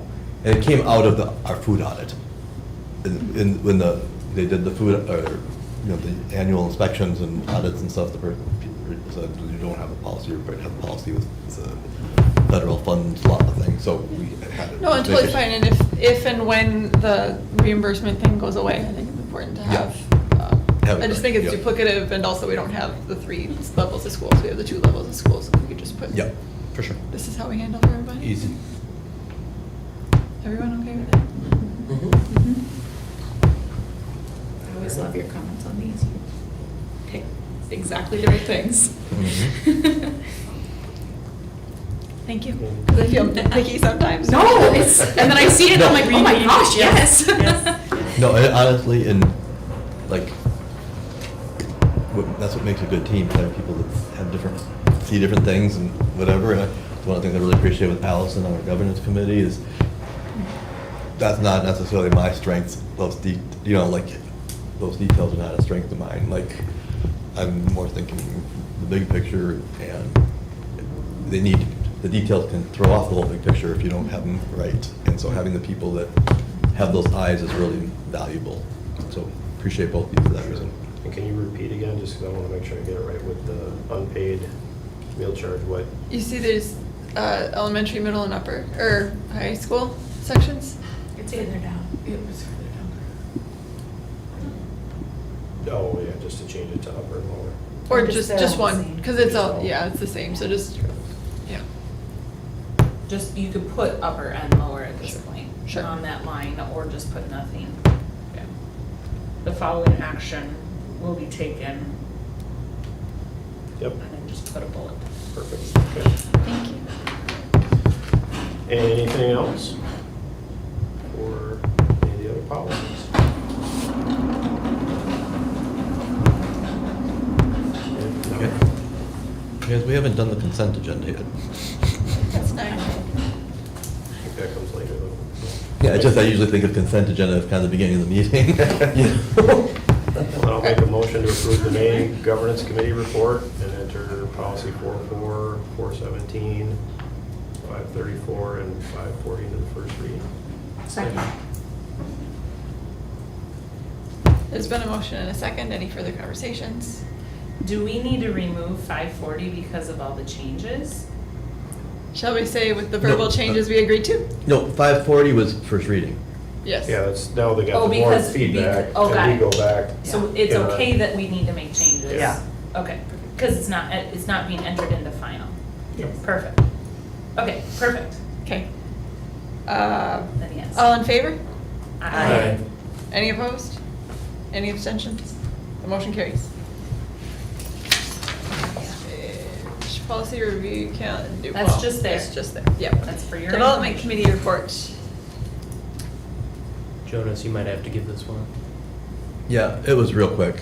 We had a lot of people couldn't attend last night, but our focus just in development right now is building relationships, trying to work with the people on the committee to identify who in the community we want to get in here for tours and have meetings with, and just real foundational, establishing relationships. And, with that whole feasibility piece we had done, one of the things I think when we kind of decided to slow down was to, let's get through this construction, get through this expansion, and see what our needs are before, what they really are at that point, before we're really going out and trying to make asks. And so that was a big part of the slowdown. And so we turned our focus at development on just really building relationships for the future, laying foundations, and having people know who we are, and identifying potential partners. And so really,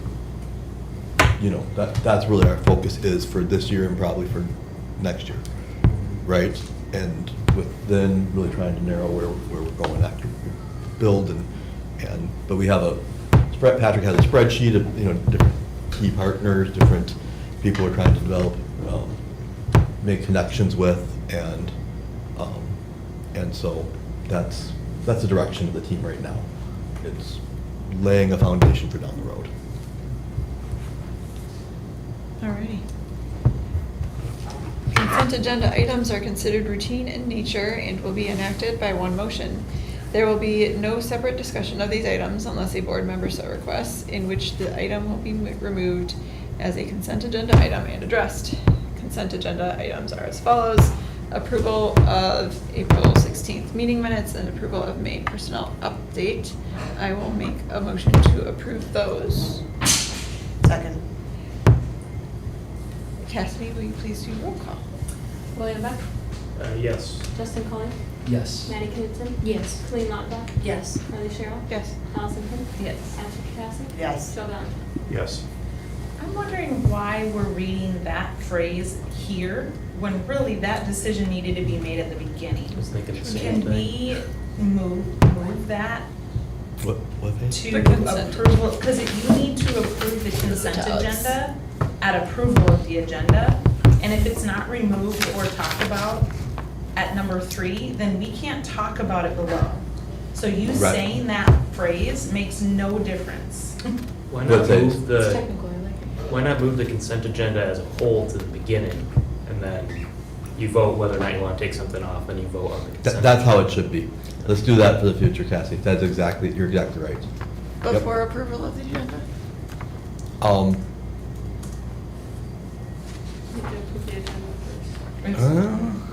But that phrase should be in the. But I'll just move that, I'll move everything, but then I'll move that paragraph to right under approval. Right before the approval of the agenda. So you say Yep. that phrase before you approve that agenda. Yes. Because then if anything from the, and then the Yep. consent, And then you consent approve the agenda. agenda, and then you approve the consent. Exactly. Yeah, that's right. Deal. Good I catch. agree, I thought it had to be there, but thank you. Yeah, it just Yeah. doesn't make sense. It Like, doesn't. We already had to make that decision. We can't make it now. It's not like Right. a school I copied it from did, but yeah, I agree. So I'll do that. Okay. Yeah, if you hadn't heard, yeah. Calendar? Relook at the Yeah, calendar? okay, so first of all, the link here is just the current calendar for next year. Okay, so any changes that we would make would be at June meeting. And reason that we're not even looking at, we don't want to change it more than once, and we made a change to this year's calendar based on the kindergarten graduation. We want to see how that goes before we say we want to make that same change to next year's calendar, right? So that's one change that we'll, after we get through kindergarten graduation, we'll evaluate and say, we want to make this change for next year's calendar. So that would be one. The second thing that we want to consider and need more input from teachers and different people on this. But one of the notice things our admin team has talked about has been how the last 2 years, this long stretch from spring break until Memorial Day is, with really like one day that's a Letters Day. And can we get another day in but we don't have school? As I look, and so that was the discussion we had, that maybe we want to get a little bit more input before we make a recommendation about. That when we approved the calendar, wasn't really on our radar. And in the moment here, we realized, yeah, this was true last year, and we said that too. And so I'm not seeing a lot of options. You have the 9th off. I mean, the Yeah. April 9th. That's the only day between And then March it's 22nd. 7 straight weeks. Yeah. Well, And so- we didn't have that this year. Yes. Whereas that is at least an improvement. Oh, okay, good. Right, we Yeah. had no days off Yeah. from spring break until, and this would be one additional. Oh, yeah, we didn't. Right. Yeah. And I I was mean- gonna say, like, even from a perspective, like, I'm also an instructional coach, and I was meeting with one of my, like, mentees this morning, and they specifically brought up how tough this spring was, and how tough the patience is, and the behaviors escalate. It's like just exactly what you're saying, yeah. The only date I can really come up with that I think the most viable date, and of course, any of the dates we move here would be valued by people that we're moving it from. Yeah. Well, and this might, be your issue too. Mhm. The day, I know, that 14th. March 12th, the day right before spring break, like moving that to a day and, That we make, conferences. is that 12? May 12? We always do. March 12th. Oh, yeah, you're right. Daytime No, conferences. No, that's not even a But it could bylaw. be the 22nd if that's what you were suggesting. Well, that's a grading day that Yeah. everybody values too much. Yeah. It was highly valued, the January 4th day. The November 23rd means that we'd come back to school after the weekend for a one-day week. That doesn't make any sense. The October 2nd day is probably the one that makes the most sense. Oh. But that was really lobbied for by some people to have that day that early, that it was really valuable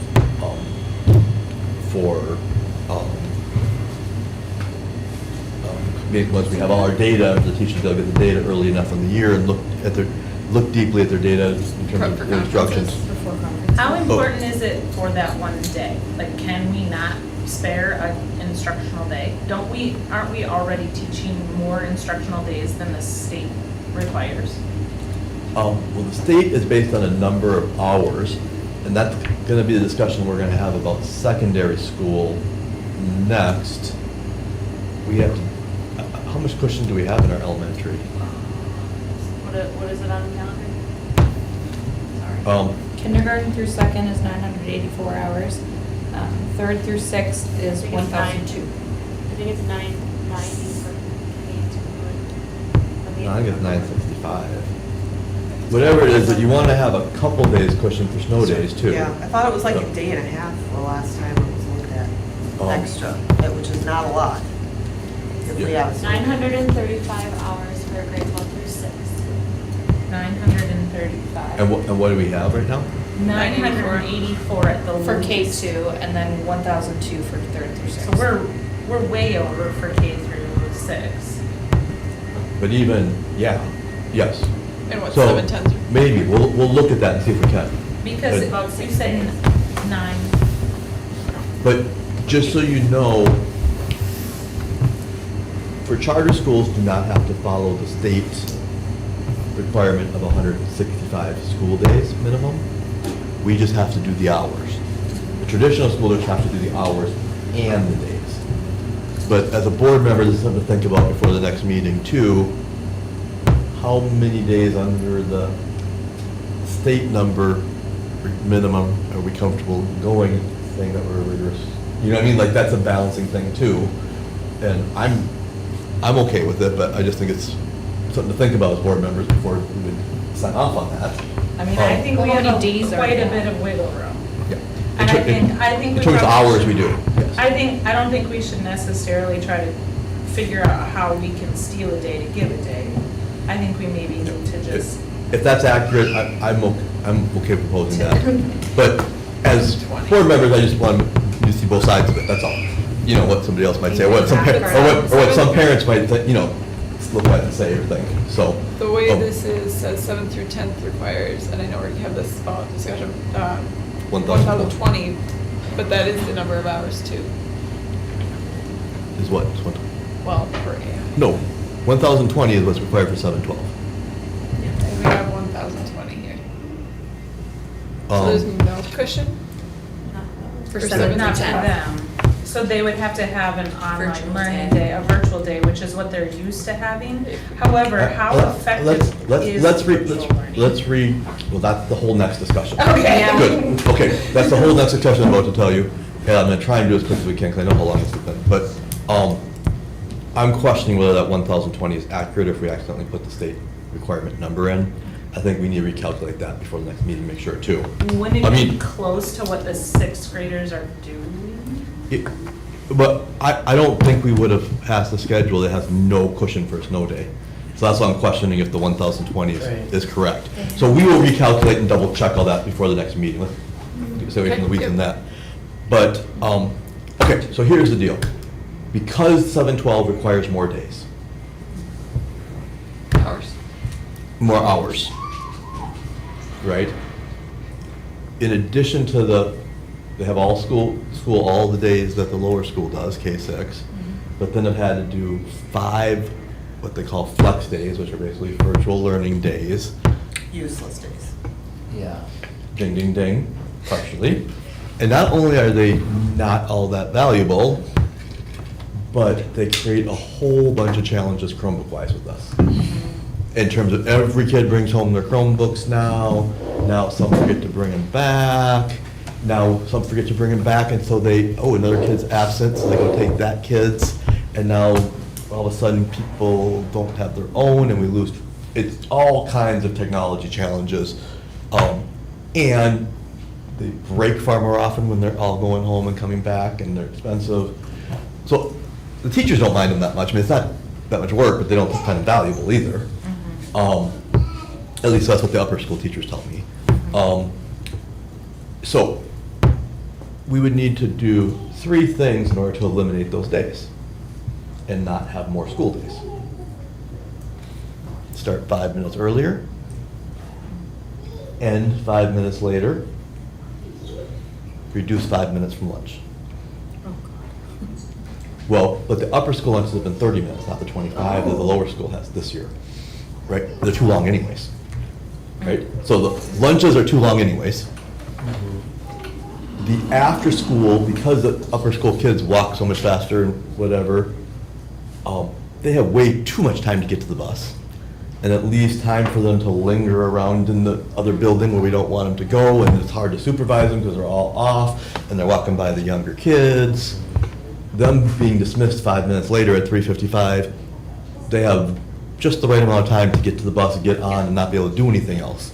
And we may have to have a number of kids miss buses the first few weeks of school to get the message that they gotta hustle there, right? Right. But they have plenty of time to do it.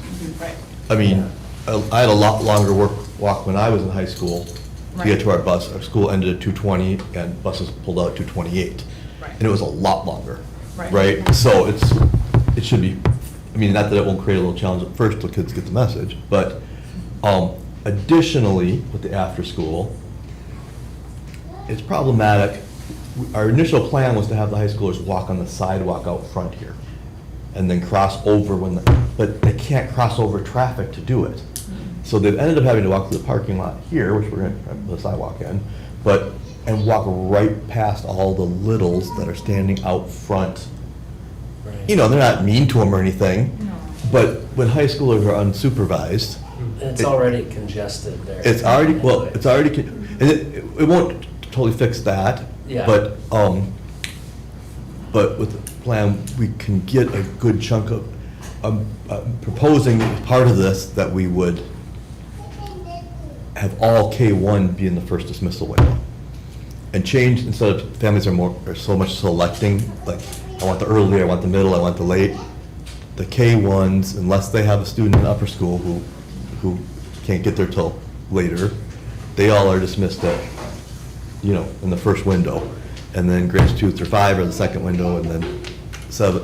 So bottom line, we get a good chunk out, and it probably get almost all the K-1s out before the middle schoolers the older kids are walking by at least, right? And so that would be an added benefit there too. Cassidy did a ton of work this week on this to try and look at if the numbers would work. You know what I mean? And we think it would. But that's why we haven't sent the transportation survey out yet, because we're trying to get this. We've been trying to get this to see if we can do this, and also wanted to make sure the board was, cool with that concept. Does it have to be all, like, it's either one or the other? So like either they start 5 minutes early, either we add 5 minutes, or either. All three. It has to be all three. Okay. Yeah. The lunches is not a problem. We're planning to go 25 anyway, separate Yeah. from this. Yeah. 25 is too much lunch. And so the 5 minutes before school is the biggest challenge. The buses, in theory, are all supposed to drop off by 9:10, right? But kids gotta get breakfast and all that. So like this year in the 8th, 9th, and 10th year, we didn't have an advisory time, right? But what we would do is make a 10-minute advisory from 9:15 to 9:25, and the kids grab their breakfast and eat it in advisory, Yep. right? But then it counts as instructional minutes, Sure. right? Yeah. And so, if buses are late, then they're late to advisor, not missing instruction. And honestly, it's a study hall kind of, right? Like you didn't get this assignment done last night because you were too busy. Well, now you at least have advisory to get it done. Yep. Yep. And if anything we do, and we might think about doing it up here, is, it's much hard, because kids have so many different classes and different things. We may try and have kind of the advisor lead the students in maintaining a planner during that time. Yes. With all their work kind of thing. So if any parents would be upset, it would be, concept like, I gotta get my kid to piano lessons at 4:15, and now you're saying I can't arrive to pick up till after 4. I mean, there could be some upset people about that. I don't think there's anybody being upset for any reason about the morning. But I do think if we are going from a piece where it's, hey, you choose your miles, saying, no, it's really based on your grade, there is enough cushion in that first window. I mean, by far the smallest window would be that first window, that if there's some families who have, like, we could make some exceptions and have, prearranged plans or something, but. Also, they could just come and pick up their kid by 3:30. or pick up at 3:30. It's Like, always had this it's year. not, it's probably 1 day a week, not 5 days a week, that you have piano lessons. Yeah. Or Yeah. XYZ. Yeah. Yeah, but I just, if there's any place we would get pushback, I think it's on that part. We're accommodating. Like, Yes. if anything, WLA is accommodating. Yes. So I think we just, make those decisions. So, but that would allow us to take out the flex days, so we would be changing, so we could be making up to 3 changes to the calendar next month. But before we fleshed out the rest of this with the high school thing, I want to make sure that the board was cool with the concept and there wasn't a major concern with it. And it sounds like you're not, so I think we have enough. It's something we present to you and vote on next month.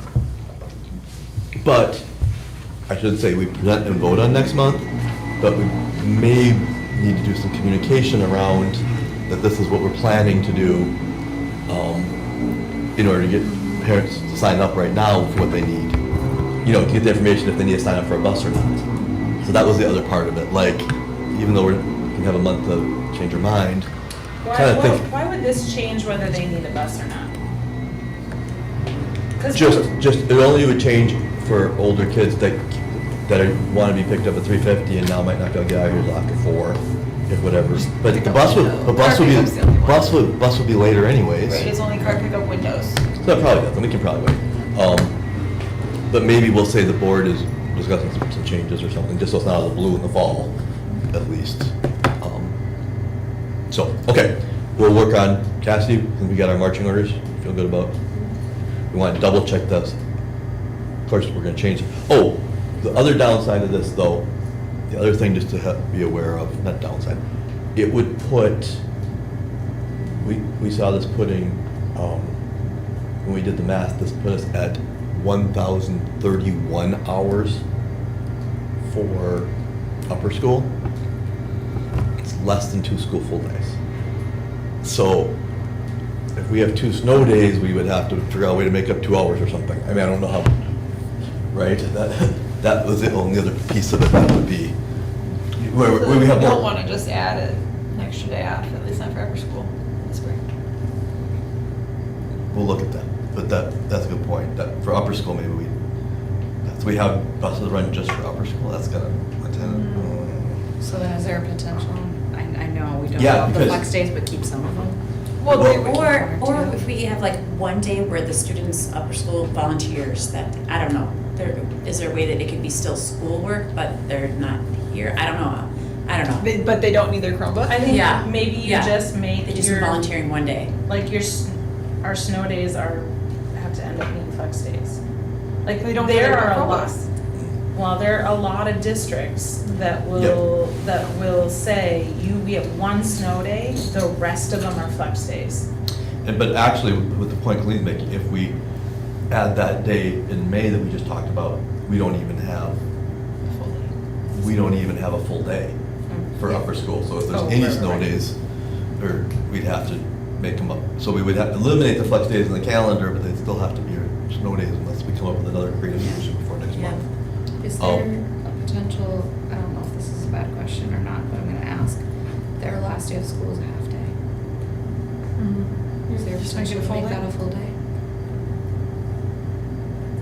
You know what? And I know they might not like it, you and know I'm what? not saying it that When I way. came up with that 1,031, I didn't count that as a half day. So it's that's actually rough, starting too. at 1,028 instead of Okay. 1,031. Cause So- we do a full day, and I know, like, I mean, everyone wants to get out of there, but you make it fun. We'll flesh it out before next month. We've been 2 hours already. And, we'll. And we'll- I'm glad I also said that figure then. out if that really truly is where they're at. Yeah. Well, I did the math separate from Okay. this to get to the 1,031. Cassie and I did it together.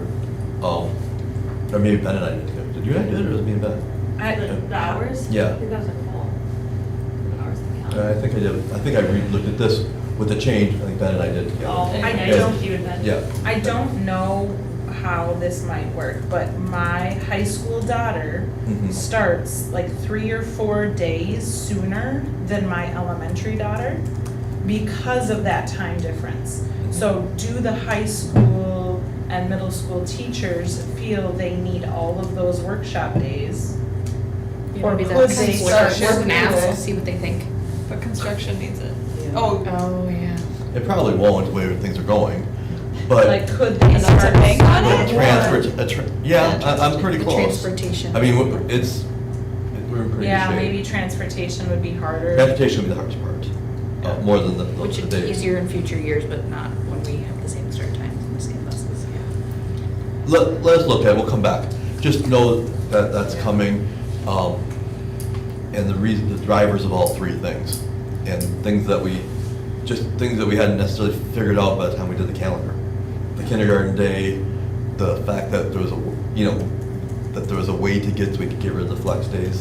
Our level of concern about the flex days kind of raised after we did the calendar. Can you count any like open house hours for contact? I don't know. We'll explore. We'll see what creative solutions we come up with. Yeah, that's it. There might be a way to. We'll have to see. I'm just trying to be creative about. I mean, like maybe there's a way we can do like individual conferencing the week before. They come in and it's like scheduled at school hours or something during workshop. But we'll see what creative ideas we come up with. But even if we eliminate them and only had them in a snow day situation, that would still be a big improvement. But it also would be hard because teachers know they have to prepare for flex days and get the systems in place. And now they haven't even done it for one day, and now it's out of the blue and you haven't done it. And so, I don't know, we'll have to play that stuff out. And our kids don't have devices at home? Most of them do. That's what, yeah, it's like, I don't understand why this is hard. Like if you have internet, you can get onto your assignments. I mean, that puts a lot of work on the parents for the younger kids who might not be able to stay home. The No, sixth this- graders? But these are the older. No, this is seventh and up. Yeah, Oh. these are seventh. Never mind. Yeah. Yeah. We'll right. We'll play that out. We'll have it more polished. This is really good feedback, really helpful in us figuring it out. And we'll have a better, tighter plan with the feedback for next week. okay. And Cassidy, do you have that we do the calendar in June on the agenda? Yeah. Yes. All right, 9.2, summarize April closed session. We were closed for contract negotiations. Board elections update. Tomorrow at 5 o'clock is the last opportunity for self-nominations. Voting will be next week, Tuesday through Friday. Monday morning, 8 a.m., even though it's a holiday. but that was- Okay, Monday morning, 8 a.m. through And then Friday I'll at get a 5 few p.m. reminder emails, and then it closes next Friday at 5 p.m. So, What closes next Friday? Oh, Board the elections. the voting closes. yeah, the voting, yeah. And we have at least one candidate for each Yep, we have spot. one community, so William, and we have 2 parents, and then we have, right now we have 2 teachers, but potentially a third, I think, is what I'm hearing, so. So I'm assuming, what the nice thing with the teachers is, we'll be able to elect one, and then we can appoint one from our clean steps down. Mhm.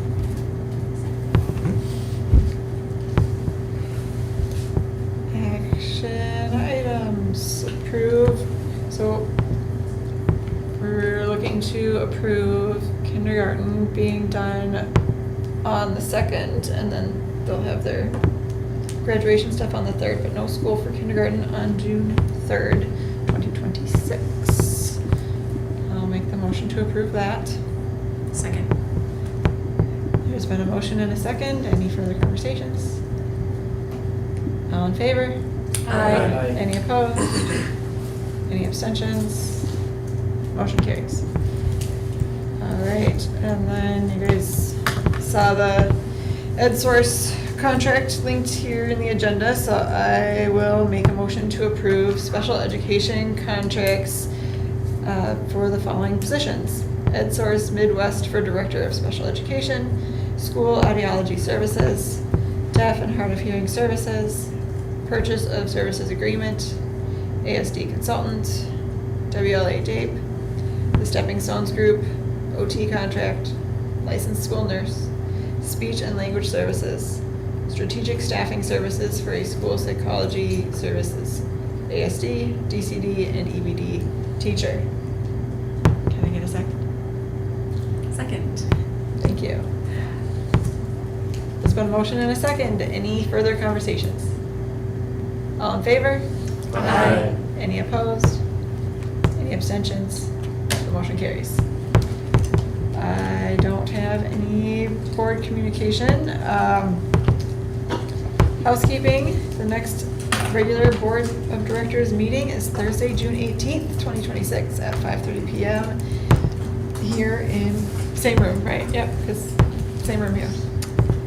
I will make a motion to adjourn. Second. All in favor? Aye. Any opposed? Any abstentions? Motion carries.